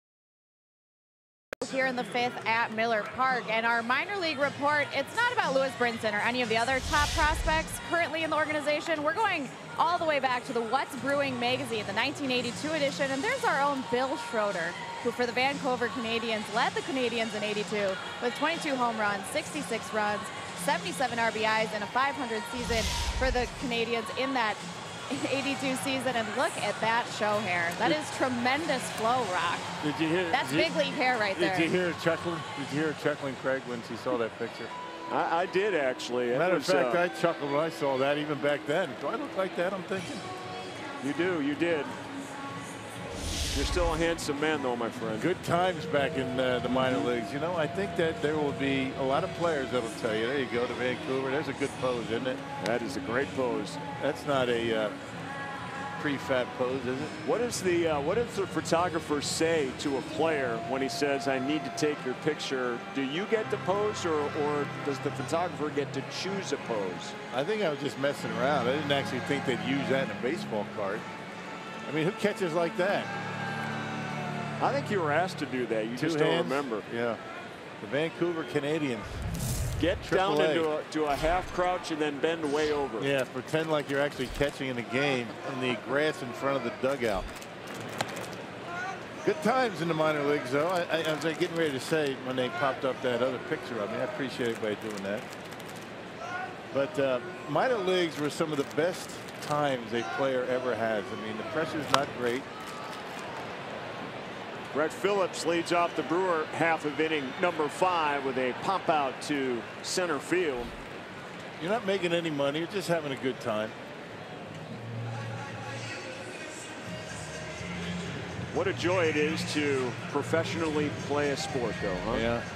Get paid to play baseball. And I tell you what, when we were in Vancouver that year in '82, we were hearing all the reports, and we were following a big league team, and it was Ted Simmons, Charlie Moore, and Ned Yost. Of course, Nedley was, the backup catcher. Charlie was out in right field, but he could catch back in those days still. So it was exciting times, even down in the minor leagues. I mean, everybody watching, keeping an eye on what was going on at the major league level. Yeah, they had Charlie Moore out in right, Gorman in center, and Ben Oglivie in left field. And speaking of Ben Oglivie, he's going to join us here in the booth as well. It's going to be Ben Oglivie and Raleigh Fingers. That's our tentative lineup at this point. Yeah, Benji is still at playing weight. I believe it. I mean, he is. I mean, that guy's in shape. I'm not kidding. Jimmy Nelson batting with 1 down. As Nola working a bit. 2-0 is the count. Last night, Zach Davies drew a walk in that 8-run second inning that eventually led to the grand slam by Ryan Braun. There was a note, during the game, as the game went on, that first time in a long time that every player in the starting lineup for the Brewers scored a run. 2010, I believe, was the last time. That's unusual, isn't it? Yeah. Yeah, when that popped up, I was like, well, how about that? Even a pitcher, Even yeah. the pitcher scored. And Jimmy Nelson strikes out for out number 2. Yeah, you never know when your pitcher's going to help you get a rally going, and Zach Davies scored a run after the walk, after the big home run. 2 down now, top of the order for Jonathan Villar. All 9 starters score, and then the last time in 2010, it happened a few times prior to that. So 6 times since 2001 since this team moved into this ballpark.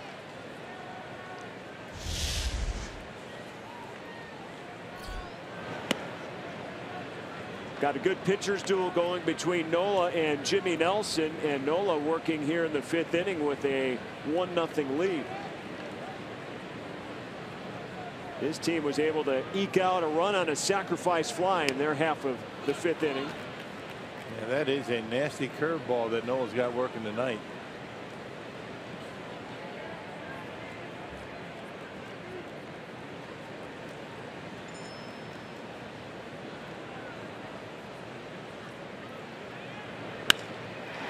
And Villar slaps one into left field, a base hit.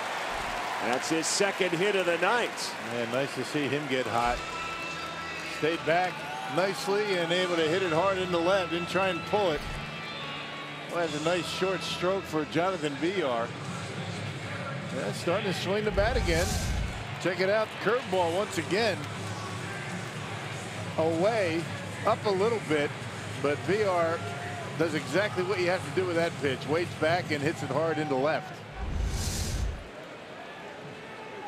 So a base stealing threat over at first base in Jonathan Villar.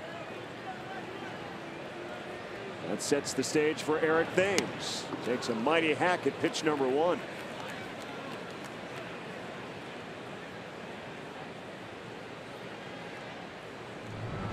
Wendy's at the plate for Eric Thames so far tonight. 1 for 2. He doubled back in the 1st inning. But he was stranded out there. Nola's had quite a night, been very efficient. Quick toss over to check on Villar, who has 16 stolen bases on the season. It'd be nice to get in a scoring position, but you got to be careful. You got some power at the plate and on deck. You don't want to be making outs on the bases, not with these guys up.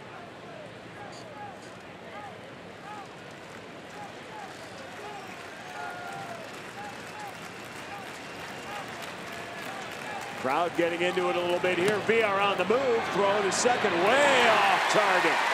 And Villar is in scoring position with his 17th stolen base. Yeah, we're up a little slow with the delivery to second base. That pitch up and in. Really not able to square himself like he would like to. Check out where the pitch is, and because of that, he's not able to square it up, and the ball sails on him. That perfect throw might make it interesting, but you know, VR swipes another.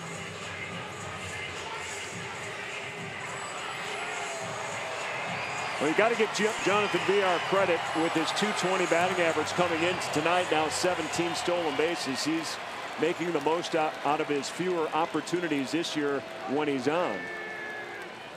The 17 stolen bases tie Broxton for the team lead. This one hammered center field. Way back and gone for Thames. Nope, it's going to be a double. Off the wall. Thought it carried further, but the Brewers tie the game. Well, another high towering shot in the center field. I was with you. I thought it was out. That ball right off the bottom of the fence, high towering, coming straight down. I think that was a changeup right there. And Thames able to square it up, and there you go, about 3/4 of the way up off that fence out there in center. And the Brewers get back to even. RBI double for Thames with 2 outs. Clutch hitting. He's in scoring position now for Ryan Braun. Braun singled in his last at bat in the 4th inning, punching one into right field.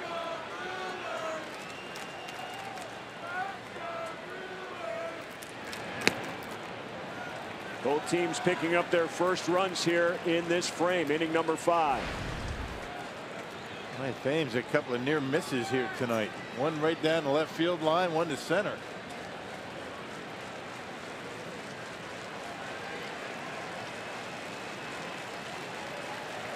And the ball carrying here, but not over the fence.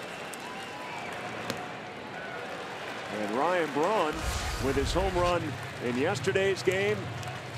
Our Powerball home run leaderboard. He is at 11 right now. Thames leading the pack with 23, and Travis Shaw has 19. Santana and Broxton next on the list have the night off so far anyway.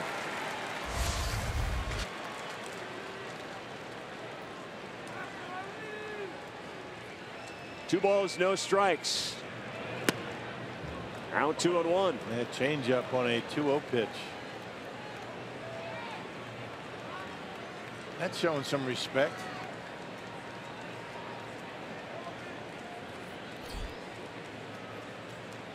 Nola has been very careful with Ryan Braun in his first 2 trips to the plate so far here tonight. Braun has been able to muster a single.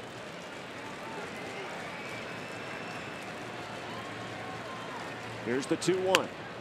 Missing outside.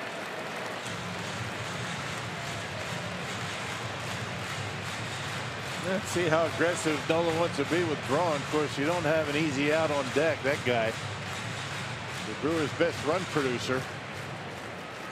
Let's see if he goes back to the changeup. He threw a 2-0 changeup to Braun. Might do the same on 3-1. Braun has done well against Phillies pitching over the last 2 seasons. .320 a year ago. Grand slam last night. A hit already tonight. No chance here. Outside, ball 4. So the inning continues. First and second now for Travis Shaw.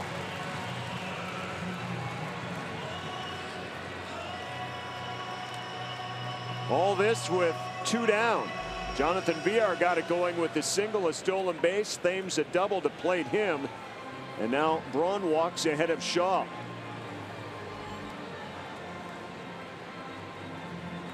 So far tonight, Shaw 0 for 2.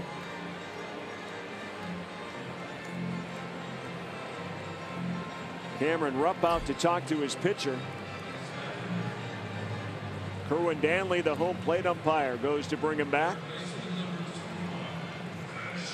And Travis Shaw likes the ball down and in. Maybe that was what the discussion was. Don't make a mistake down and in on this guy. You might not get that baseball back.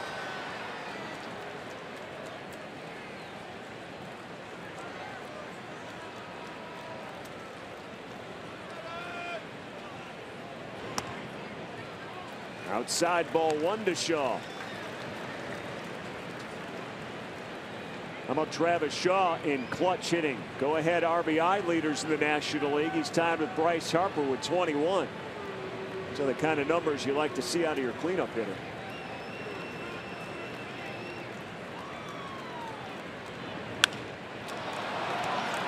This one left field straight away.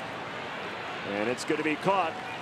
The Brewers do tie this game up as Thames comes through again. 2 doubles on the night, but the second one just missing.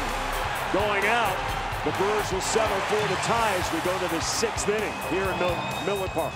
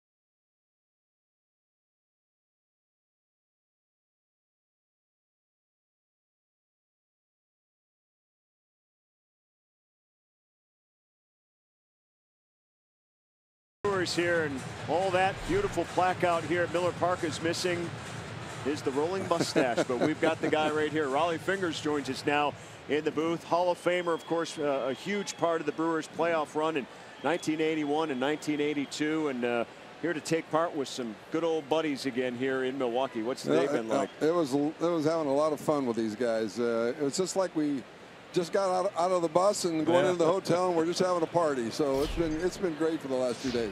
Is it that special? Because you won World Series with the Oakland A's. Were those 2 experiences different for you? You know, with I loved it. I didn't have the opportunity to pitch in the World Series, but it was so much fun me watching all the Brewers, knowing that they're going to the World Series and how they felt, because it was exciting for me when I got in 72, 3, and 4. And of course, we had Bud Selig up here and Robin Yount already, and it's been brought up 100 times, I know. But if you were healthy, if I was healthy, if that team probably would have won for sure. Well, there was a couple of games I think I might have made a difference, but who knows? I might have given it up too. You never know. But yeah, it was kind of disheartening for me not to be able to pitch in that World Series. You know, they kept me on the list hoping that I was able to throw, but I don't think I could have gotten you out.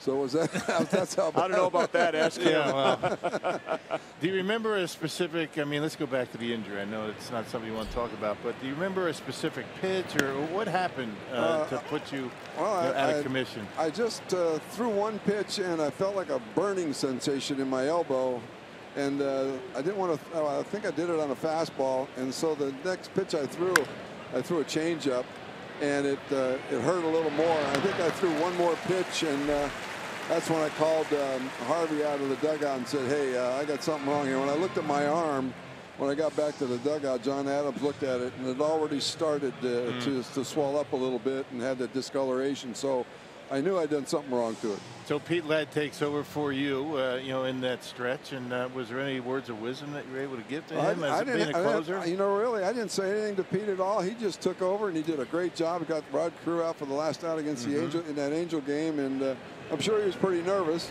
But no, he did a great job for us, you know, down that last month of the stretch there.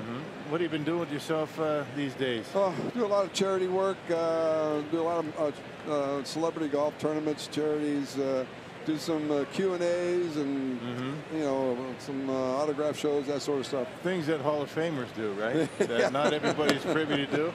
Yeah.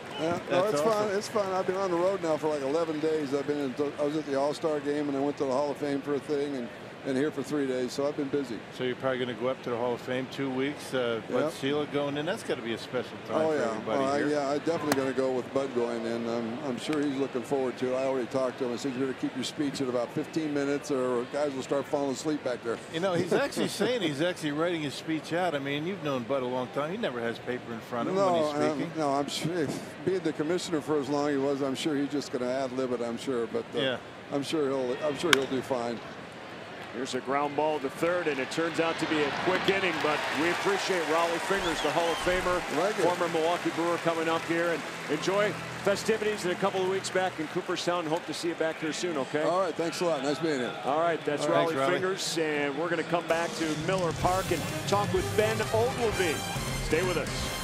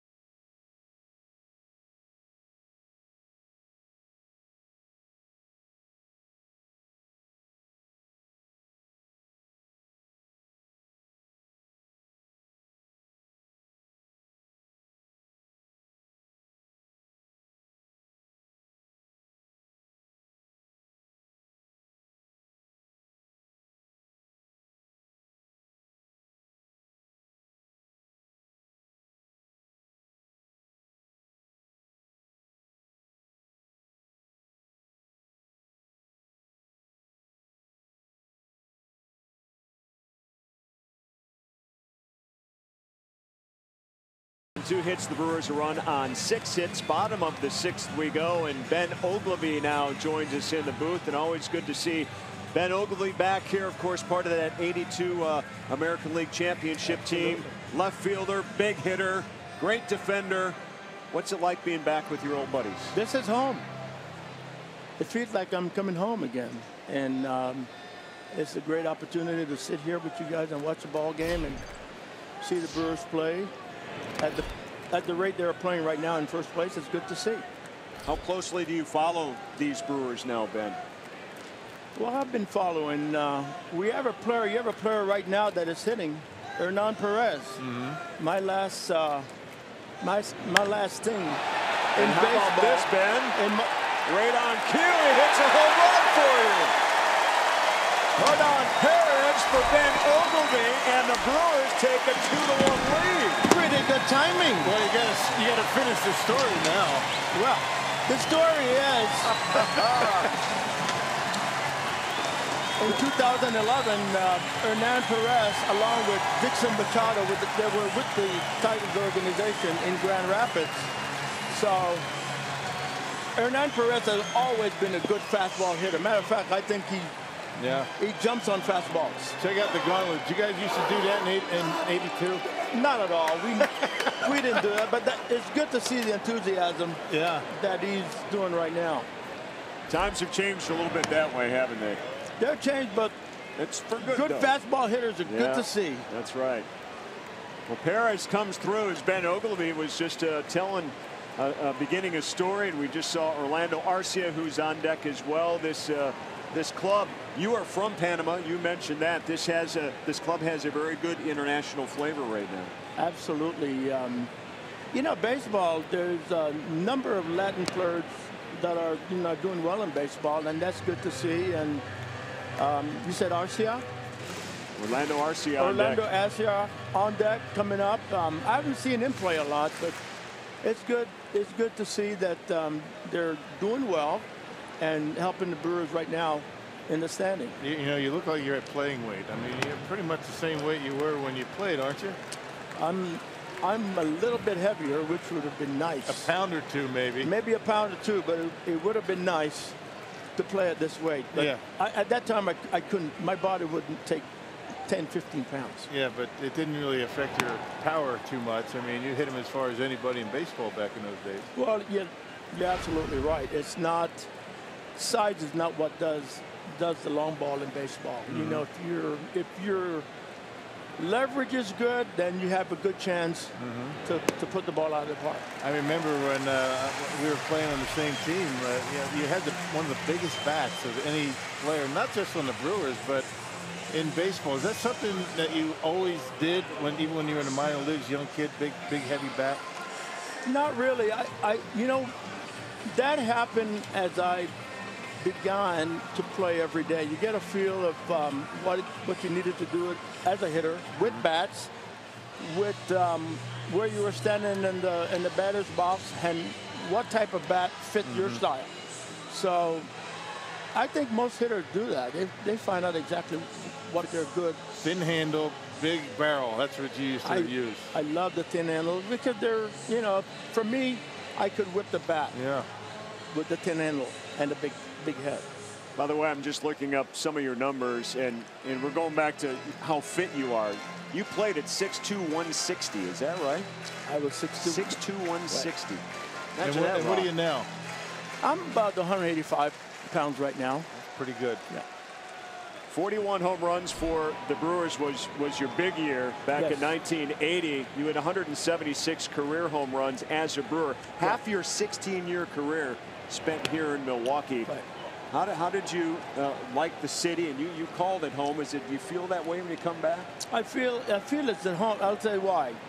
I play with the Boston Red Sox organization, Detroit organization, but my opportunity came here in Milwaukee, where Buck Rogers started to give me the opportunity to play every day. You look at the numbers and he says, if you can do this and not playing every day, we need to see what you can do every day.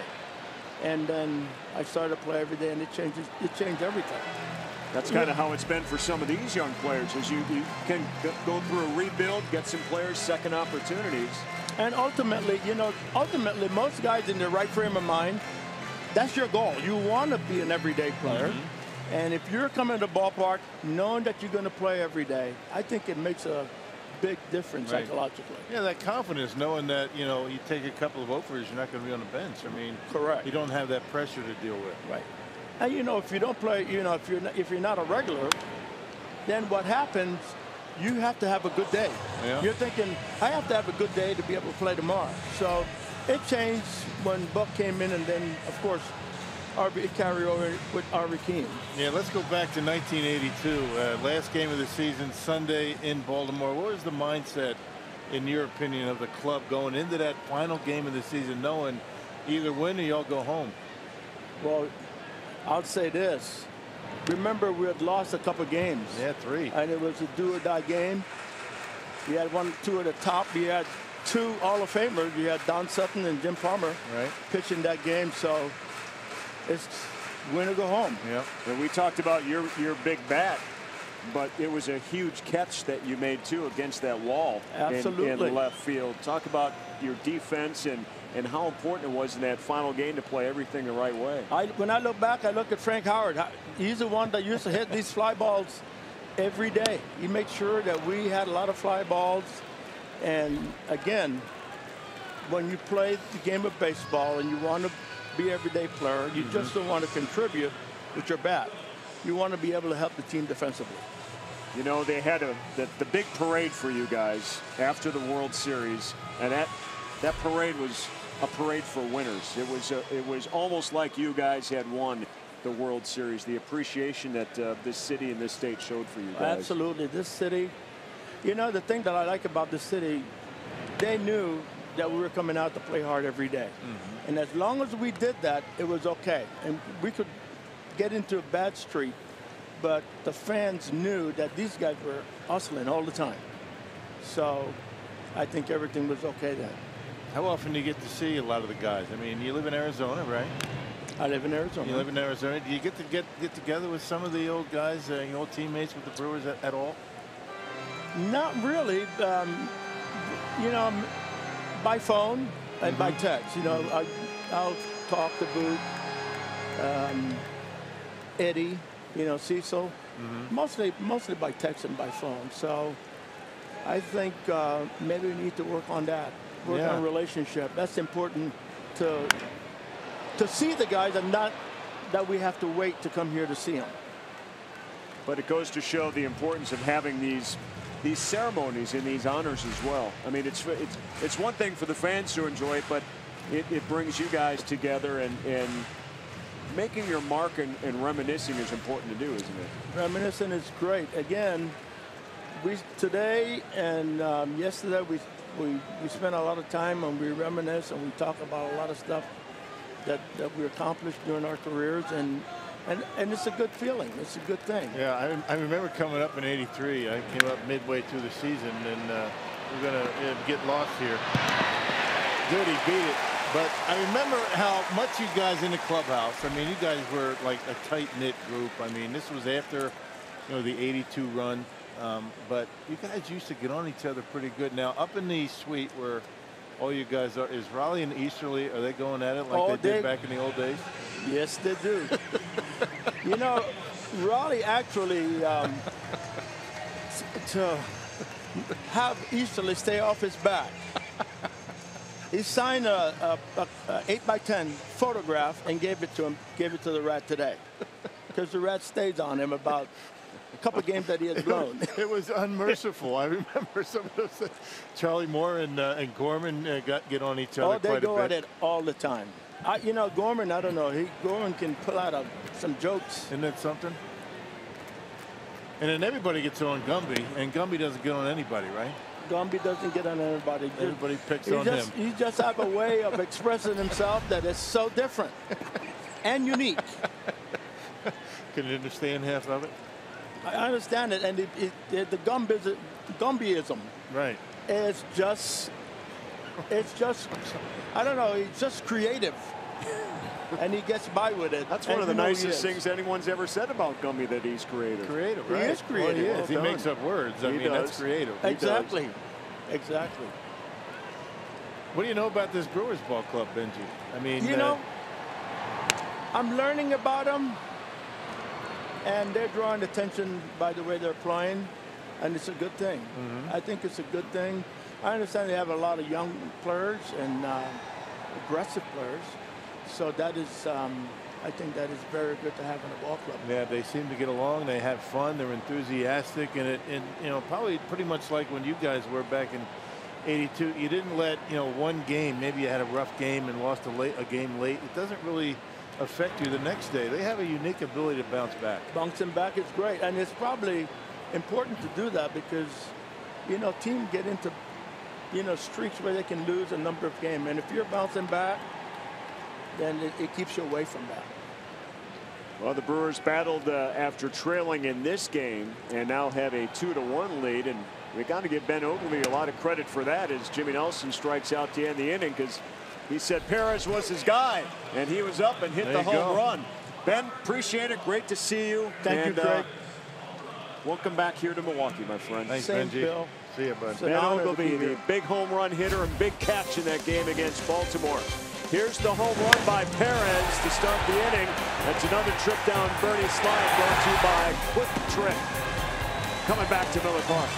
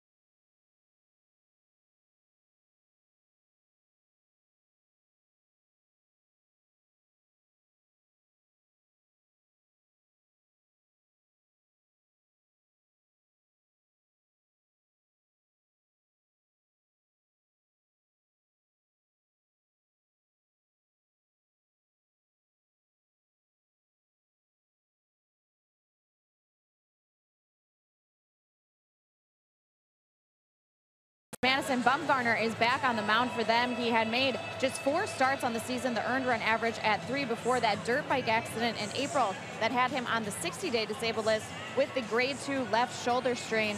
And he is through 1 inning, 3 strikeouts. So I think it's safe to say Madison Bumgarner is back. And last night, Sonny Gray for the A's went 6 shutout innings, just 1 walk, 5 strikeouts for him on 100 pitches. You see what he's been able to do over his last 4, the 1.33 earned run average. And it was an interesting night for Sonny Gray. He was the subject of a lot of trade rumors. There were rumors, false ones, that he had been even scratched from the start. Said he had about 50 text messages in a span of half an hour or so. So Sonny Gray just continues to perform as the trade deadline nears. That's going to be interesting to track some of these starting pitchers who are obviously available to clubs that are getting to the point where they're going to have to make some decisions on adding to their starting rotations and their bullpens.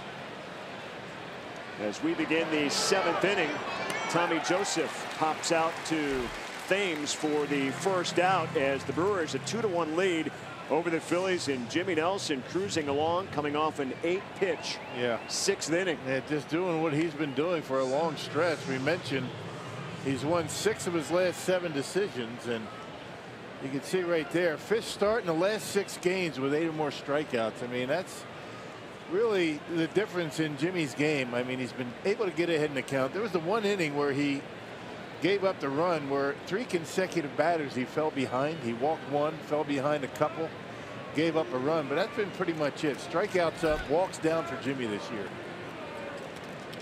And now working with the lead thanks to the Hernan Perez home run in the bottom of the 6th inning. That was a nice. We're going to give that a call for Benji.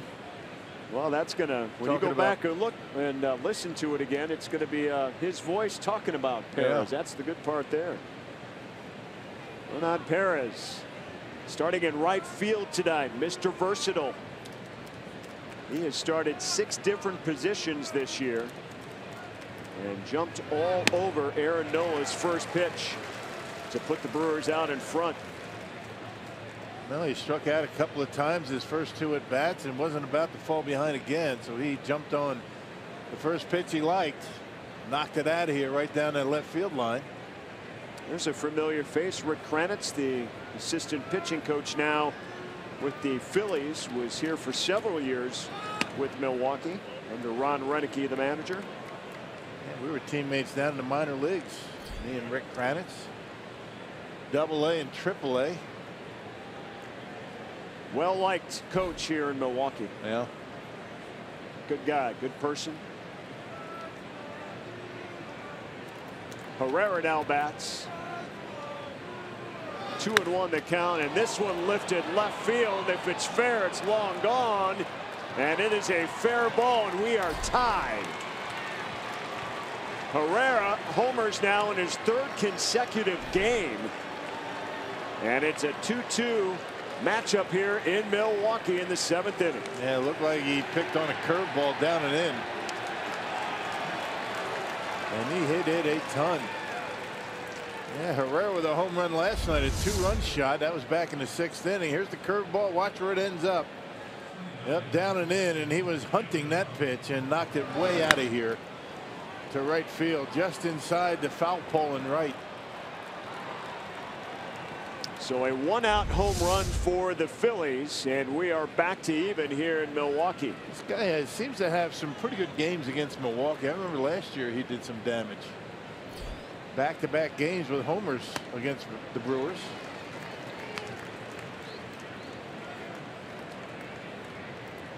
He's one of the threats on this team as Oliver Drake is starting to get loose in that Brewer bullpen. Bullpen doing a terrific job in last night's game, covering nearly 4 innings for Zach Davies, 3 2/3 to be exact, of shutout baseball. Jacob Barnes getting loose. He was among those pitching in yesterday's game.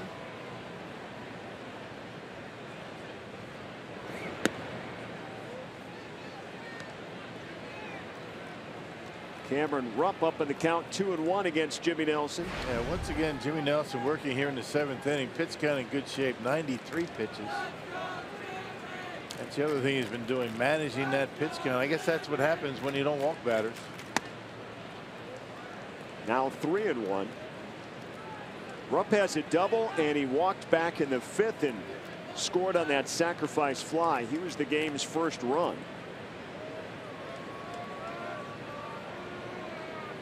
It's been a tough out for Jimmy Nelson, and he's out in front 3-1. There's a strike from Jimmy Nelson. Trying to work through this inning and give his manager Craig Counsell 7 full innings here.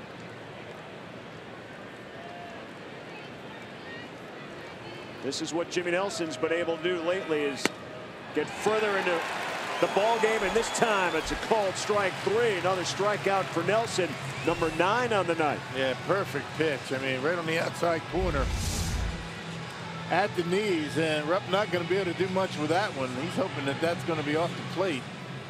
I think he knew it was a strike, but look at the location. Well, that's just pinpoint location on the outside corner. 94 miles an hour with the fastball. And here comes Craig Counsell. And we might be getting a pitching change here. And we are. Jimmy Nelson's going to be lifted with 2 outs and nobody on here in the 7th inning. And the big crowd here at Miller Park giving him a standing ovation. A home run ties the game against Nelson. We're still in the 7th.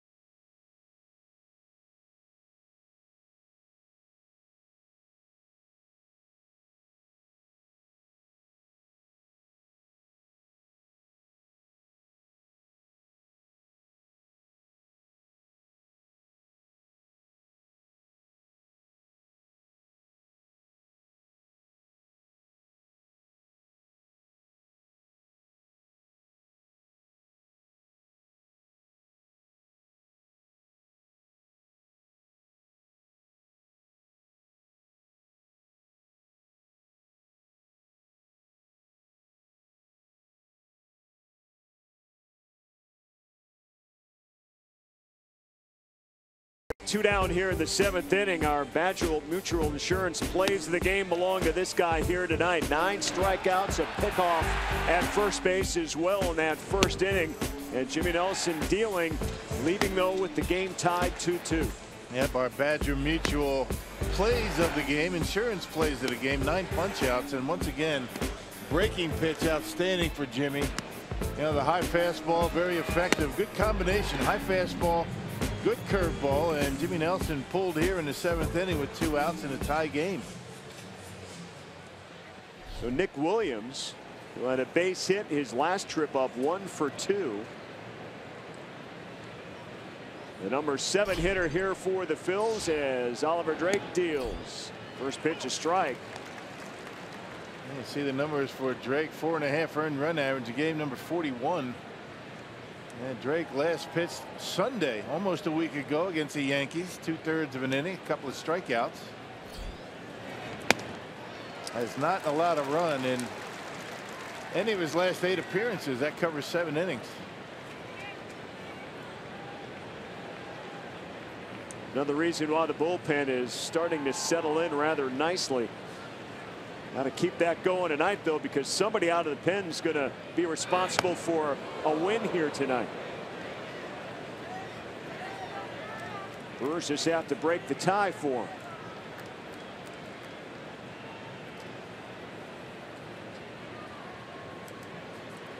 Last night, 5 relievers used by Craig Counsell. And Drake, what a start for him right out of the bullpen here in the 7th inning. Takes care of business. We are tied as the Brewers come to bat in the 7th.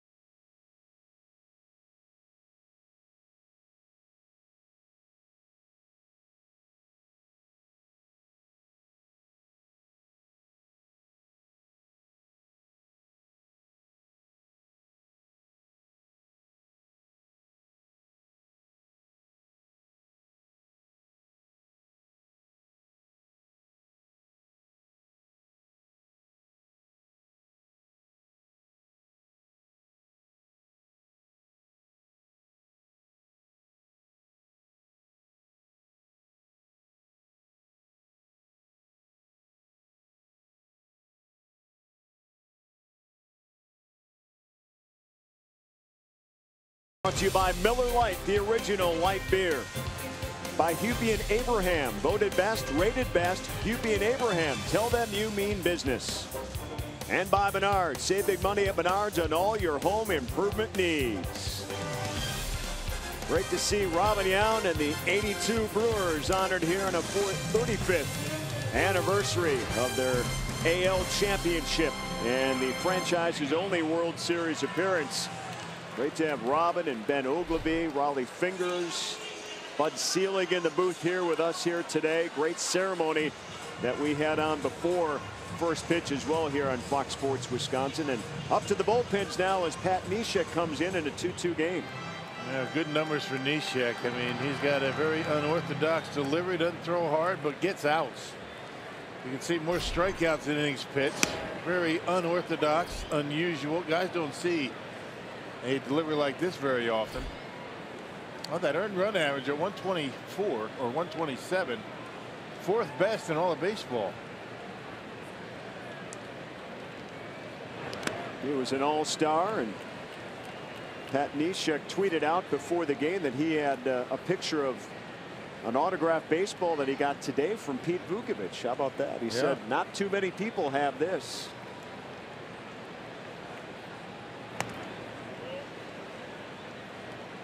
You ever talk to Vuk? Have you ever been in his company? Ever had a chance to chat with him? I will say this. I believe it was the 25th anniversary celebration here 10 years ago. And that one's going to hurt for a minute for VR. 10 years ago. Was it 10 years ago? Because this was the 35th, right? So I'm doing my math out loud. It's a long time ago. Anyway, so I was still on the reporting side doing what Sophia does now, of course, and I think I interviewed just about every player up in their suite at the time, and he wouldn't do one. So the answer is no? And no, Ted Simmons made him come out. Oh, okay. And so we did one together. He was just fine. He just doesn't like to do interviews, as you know. VR strikes out. Let me tell you something about Vuk. I mean, he's and a different cat. Well, and a lot of these 82 guys, these guys know the game of baseball. I mean, you talk about, you know, Pete Vukovich and, you know, Ted Simmons, Robin Yount. I mean, you know, all these guys. I mean, I'm leaving a lot of the guys that, you know, like Caldwell. And, you know, a lot of them now, you know, some of them continue to be coaches. And they know the game of baseball, and they, you know, it's fun to pick their brain, you know, about what goes on in the game, even today. Well, you get Ted Simmons in here, and I got to know Ted the best when he was coaching here several years ago. And just some of the wisdom that he shared with you guys yesterday when you and BA had him up here in the booth. And he's I call always him a genius. He's always been that way. Yeah. He's always been that way. I mean, he's a thinking man's player. He always has been. Thames broke a bat. I think one of my favorite stories with Ted Simmons is when he got Don Sutton down at the hotel on that final game in Baltimore and told him to come down and take a look at a list of players he had, all from the National League, that he thought were perfect matches to everybody in the Baltimore Orioles lineup in the AL, since Don Sutton hadn't faced many AL teams at all. Only his short tenure coming over from the Brewers, and he was able to help him out that way. So when Don Sutton was pitching to these guys, he said, how did you get these guys out in the National League? This is how you need to get this guy out. Eddie Murray, same kind of hitters, right? Exactly. Yeah. Yep.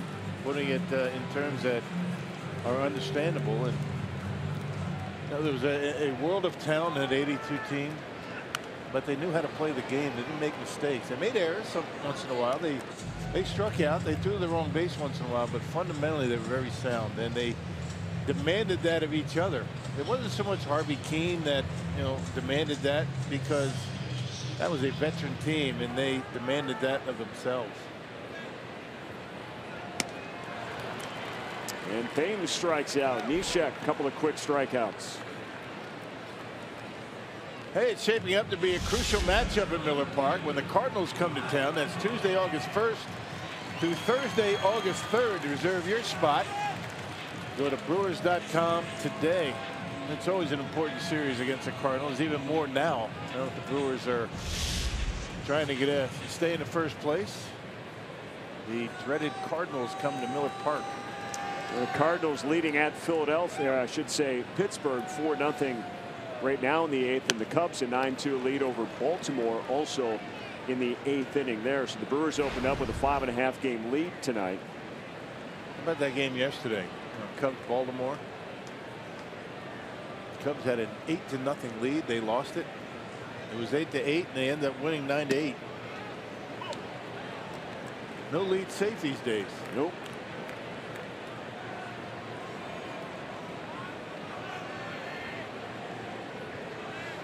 Pat Neshek, born in Madison, Wisconsin.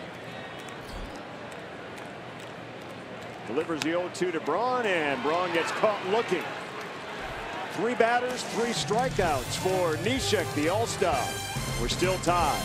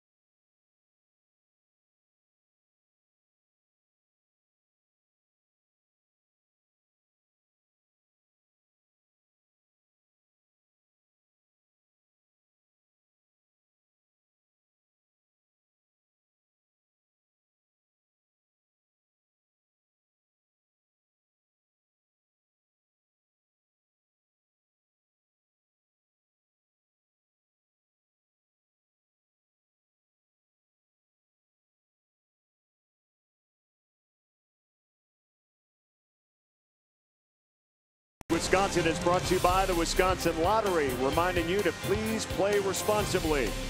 And by Toyota. Let's go places. Hernan Perez's home run has the Brewers in this one. It's a 2-2 game As we head down to the top of the 8th inning at beautiful Miller Park, another big crowd here. And we'll see who's going to pull this one out in the final innings as Jacob Barnes now jumps on the mound for the Brewers out of the bullpen. Yeah, we saw Jacob Barnes in last night's ball game, a scoreless inning, a couple of strikeouts. More strikeouts for Barnes than innings pitched. That 208 opponent batting average. He's been throwing well. And the fastball and the cutter.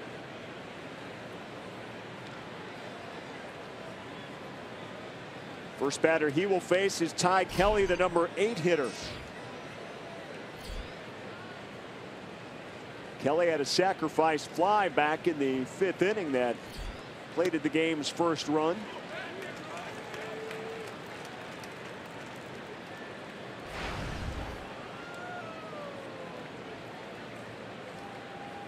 Jacob Barnes part of that mix last night. You were talking about Rock that did a fabulous job out of the bullpen for Milwaukee. There's a strike as it pours in. Torres came in the 6th inning. That it was Hughes, Hader, Barnes, and Knebel. Yeah, 5 relievers able to get the job done. They did not allow a run.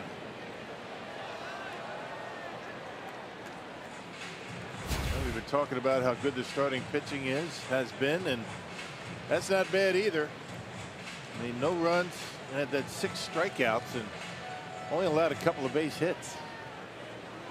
That's what it's going to come down to. Pitching and defense.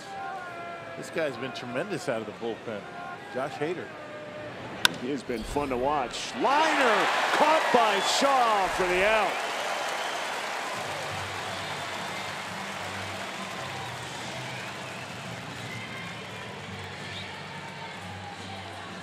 Well, Travis Shaw has been unbelievably consistent, not only at the plate, but at third base. Plays airless baseball just about every night. What's it, 58 straight games? Able to grab that one.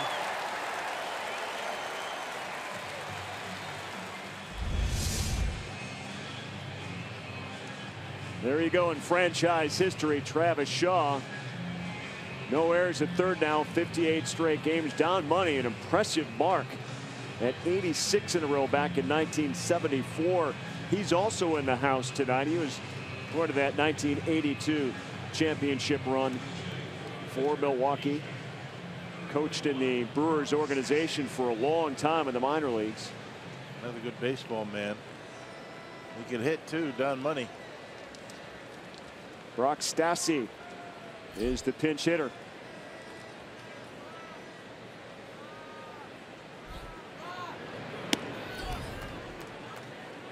One down here in the 8th inning.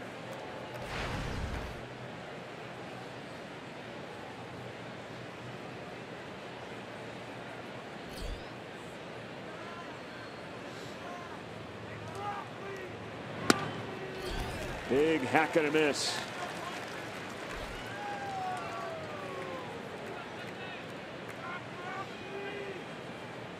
Stassi called up from AAA for the Phillies just a couple of weeks ago.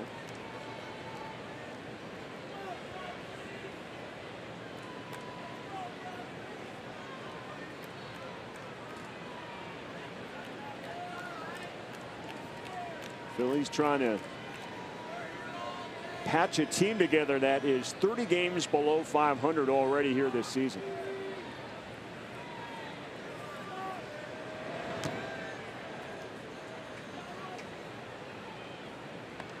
Well, it's been a rough ride for Philadelphia, and the offense pretty much has been the culprit. The pitching has been pretty average. Defense has been very good. Pete Buchanan has been very pleased about how his defense has performed. Just very inconsistent scoring runs.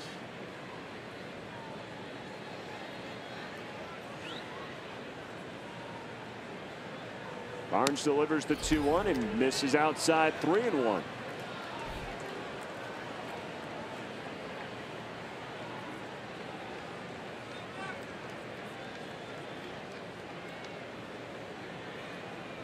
Brewers trying to make the most of this 3-game homestand. They're in the middle of 14 of 17 on the road. There's a strike by Barnes. After tomorrow, they hit another three-city swing.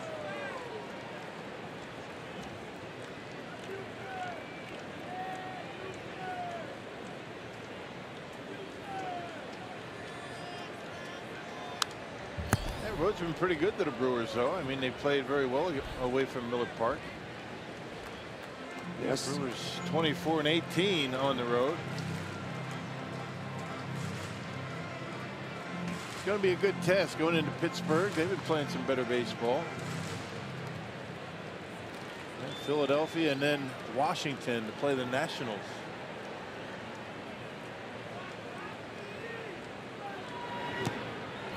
And a walk with one down. Hey, tonight's Tavern of the Game winner, Craig. The Lanes in Racine, if they call the Brewers by 8 o'clock tomorrow morning. They get 40 tickets to a Friday night game in the Miller Lite Beer Pen. This offer courtesy of the Tavern League of Wisconsin and Miller Lite. Well, just the mention of Racine, we sure hope that everyone, especially in the Burlington area, is doing their best to recover, and a lot of help from the folks in the southeastern part of the state to help out with people who are forced from their homes, and a lot of water damage with the flooding here earlier this week. Yeah, no kidding.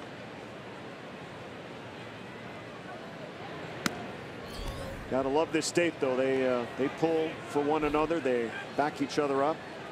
A lot going on in the summertime. There's a lot going on in Milwaukee right now. Summerfest just got done. There's the water and air show going on at the lakefront. Brewers have the homestand here, but got to take care of each other too. Yeah, right.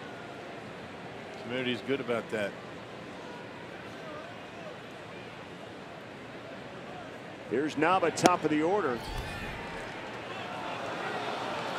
And it looked like Kerwin Danley was going to call a strike there and held up halfway. Yeah, look right at the bottom of the strike zone. This is a strike, and yep, he was going to call it, but changed his mind. You were right the first time. It was a strike. You don't see that very often. Occasionally you do.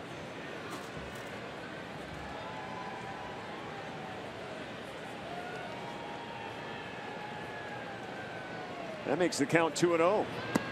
And now 3-0. And Vogt's going to go out and talk to Jacob Barnes. Yeah, because now you're getting into the troublesome part of this batting order coming up. Galvis, Franco. Coming up with men on base, you walk this guy. And Herrera a few hitters away. Stassi drew the 1-out walk. And Nava at the top of the order with Galvis on deck.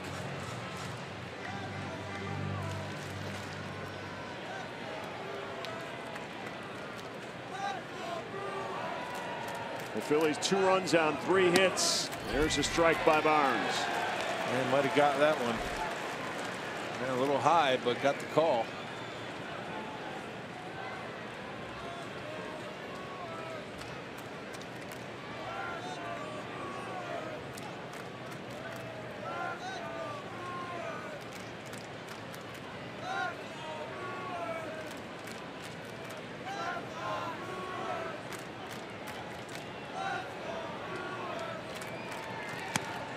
And another walk.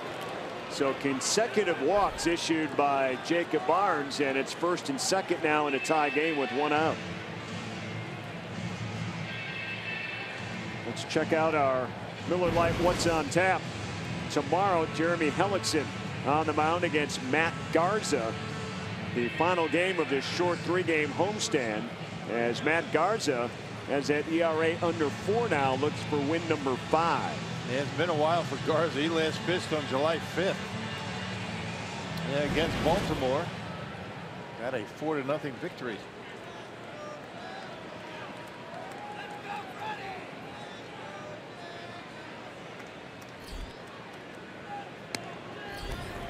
First pitch, a strike from Jacob Barnes to Freddie Galvis.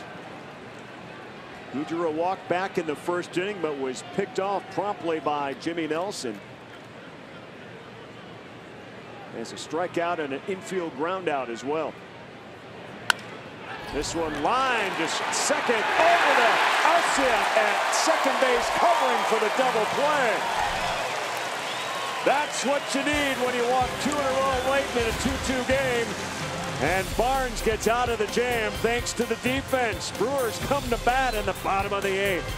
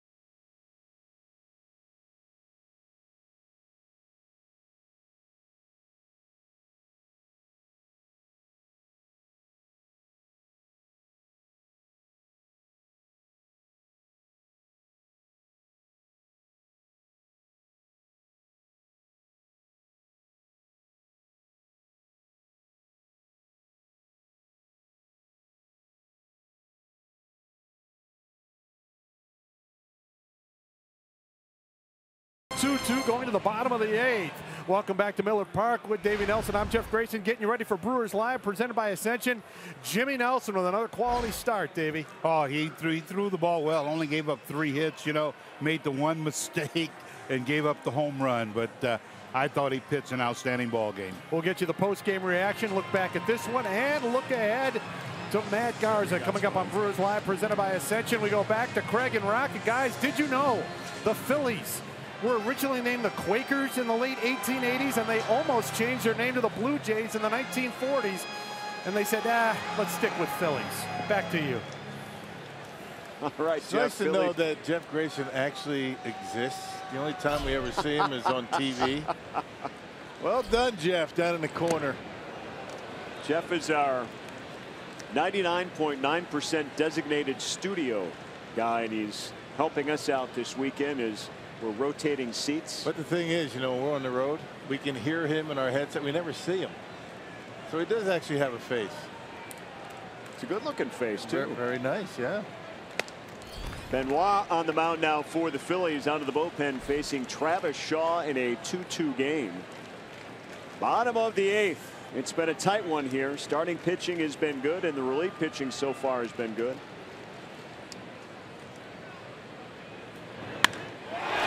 Shaw, center field, back, gone! Home run number 20 for Travis Shaw, and the Brewers have a 3-2 lead. Oh, he's something else. Another go-ahead RBI for Shaw. Boy, what doesn't this guy do? Man.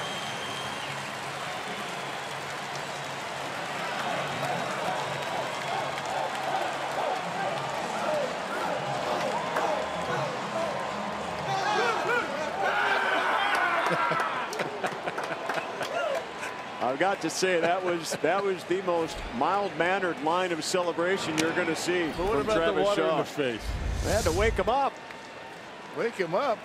How about this? That's a wake-up call right there. Barrels it up right down the middle, center field. Brewers take a lead. And he got a glass of water in his face for his trouble. That was the most mild celebration that I think we've seen in a while. Well, but that's Travis Shaw's demeanor. They all have their own little trademark, you know, gauntlet run. And Travis does have a very mild one. It does have a mild one. They're all fun to watch, though, I got to tell you. Watch this one.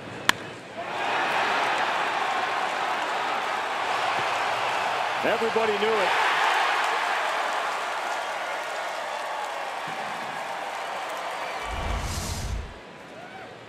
Hernan Perez homered in his last at bat in the 6th inning. That gave the Brewers a 2-1 lead at that point. Shaw's home run breaks a tie again. And Perez to straightaway center. And Herrera's there for out number 1.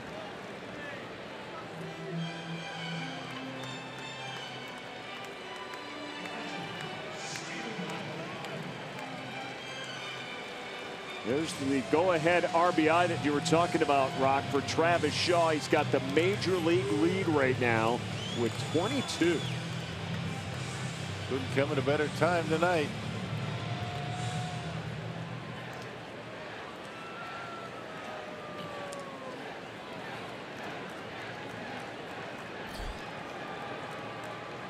There's Stephen Vogt. Oh, this team is impressive. That is for sure. What a run they are on. They've won 10 of their last 12.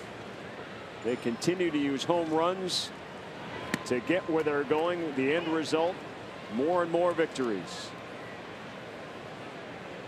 They've had their home run lead in the National League. And now 142 home runs for the Crew.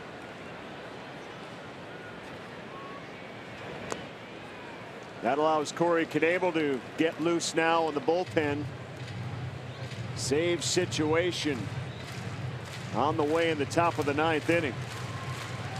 And he gets a chance to extend his major league record that he has established. Consecutive games with at least 1 strikeout, now at 44 to begin the season.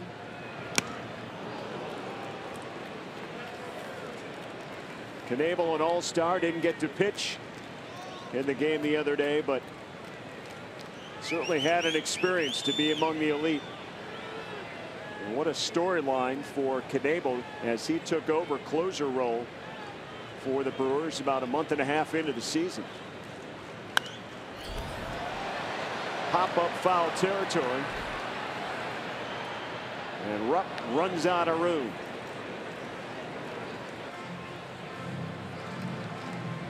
And his success in that closer's role is one of the reasons why the Brewers bullpen has been able to stay so consistent, that continuity. It's not often your closer is taken out of that spot and then released.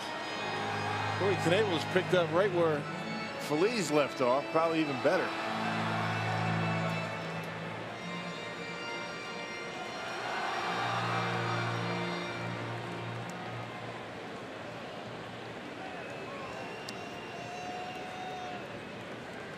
Two and two count to Vogt. Right field, warning track, and this one's going to stay in the park as Williams hauls it in. Vogt gave it a ride. Wow, just missed it. Hey, you can catch all the exciting action at Miller Park the rest of the season for just $29.99 per month. With the Brewers Ballpark Pass, you'll guarantee your spot at every remaining home game, no exclusions. No blackout dates. Sign up today at brewers.com/ballparkpass. Here's Arcia now. 2 down in the Brewer 8th. They take the lead on Travis Shaw's leadoff home run in this inning against Benoit. And Stephen Vogt just got under it a little bit. It was a changeup from Benoit that he got under. Still almost rode it out of here.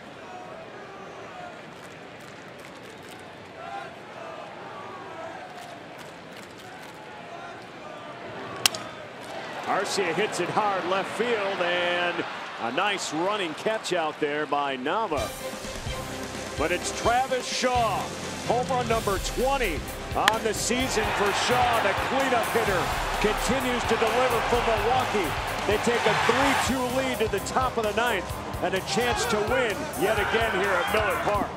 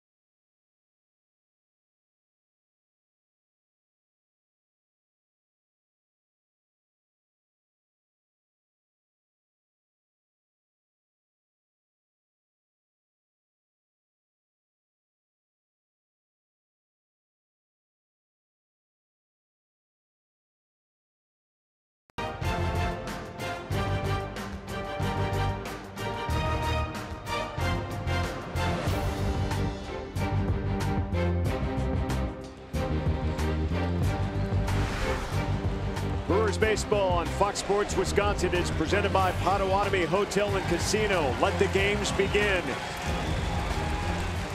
Nearly 38,000 here at Miller Park. Hoping Corey Knebel can close it out yet again here tonight. Looking for save number 16 on the season. Yeah, he was able to close out the game yesterday. Gave up a hit, a couple of strikeouts in the Brewers' 3-run victory.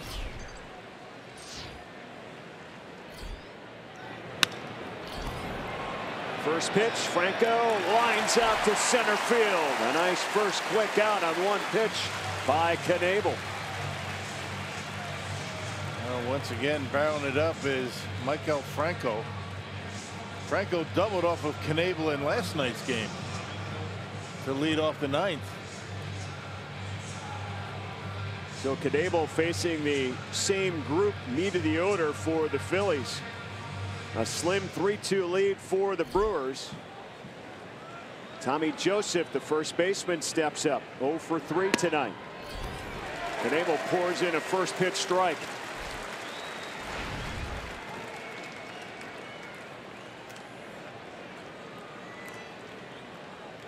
An impressive run for Corey Knebel.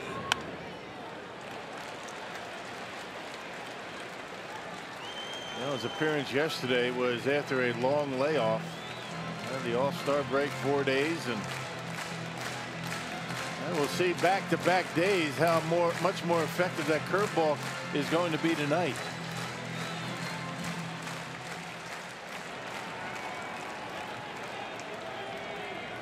The 0-2 just missing outside.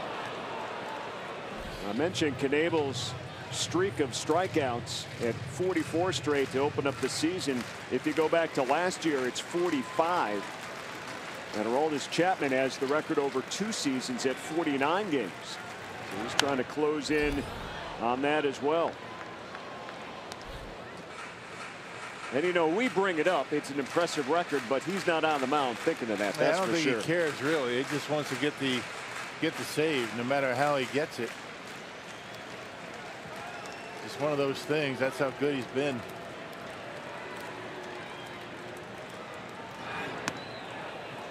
Curveball misses high and tight, 2-2. Well, last night Knebel struck out Joseph on a high fastball.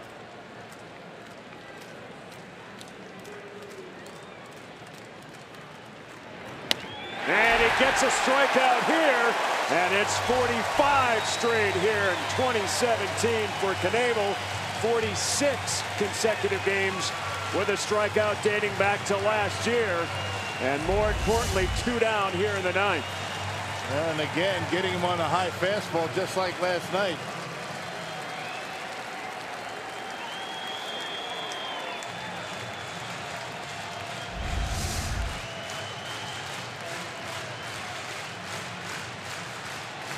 A boisterous crowd that helped celebrate the 1982 American League Championship team on their feet. Nearly 38,000 tonight at Miller Park. They had a sellout last night at nearly 42,000.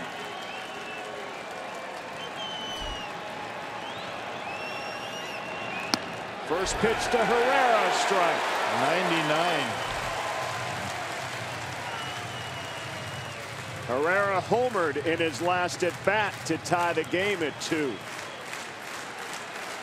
He's homered in 3 consecutive games. Quite a matchup here.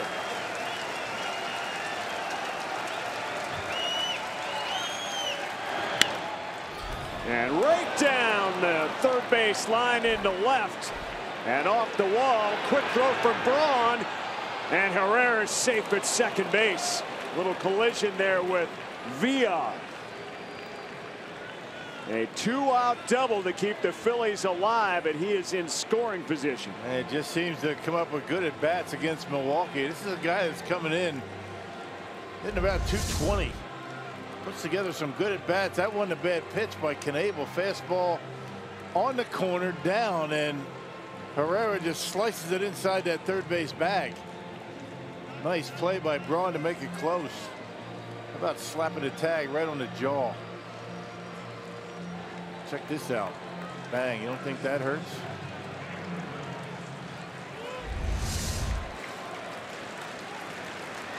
Tying run out at second base, 2 down for Cameron Rupp, the Phillies catcher tonight. Strike hits the outside corner at 98. Well, you got good speed at second base. The Brewers outfield pretty much in normal depth. Rupp's only been retired once tonight. His last trip up, he struck out in the 7th. Another strike. Drops in that curveball. 0-2. Got to get that curveball down in the dirt. You throw it again. Maybe the high fastball, then the curveball.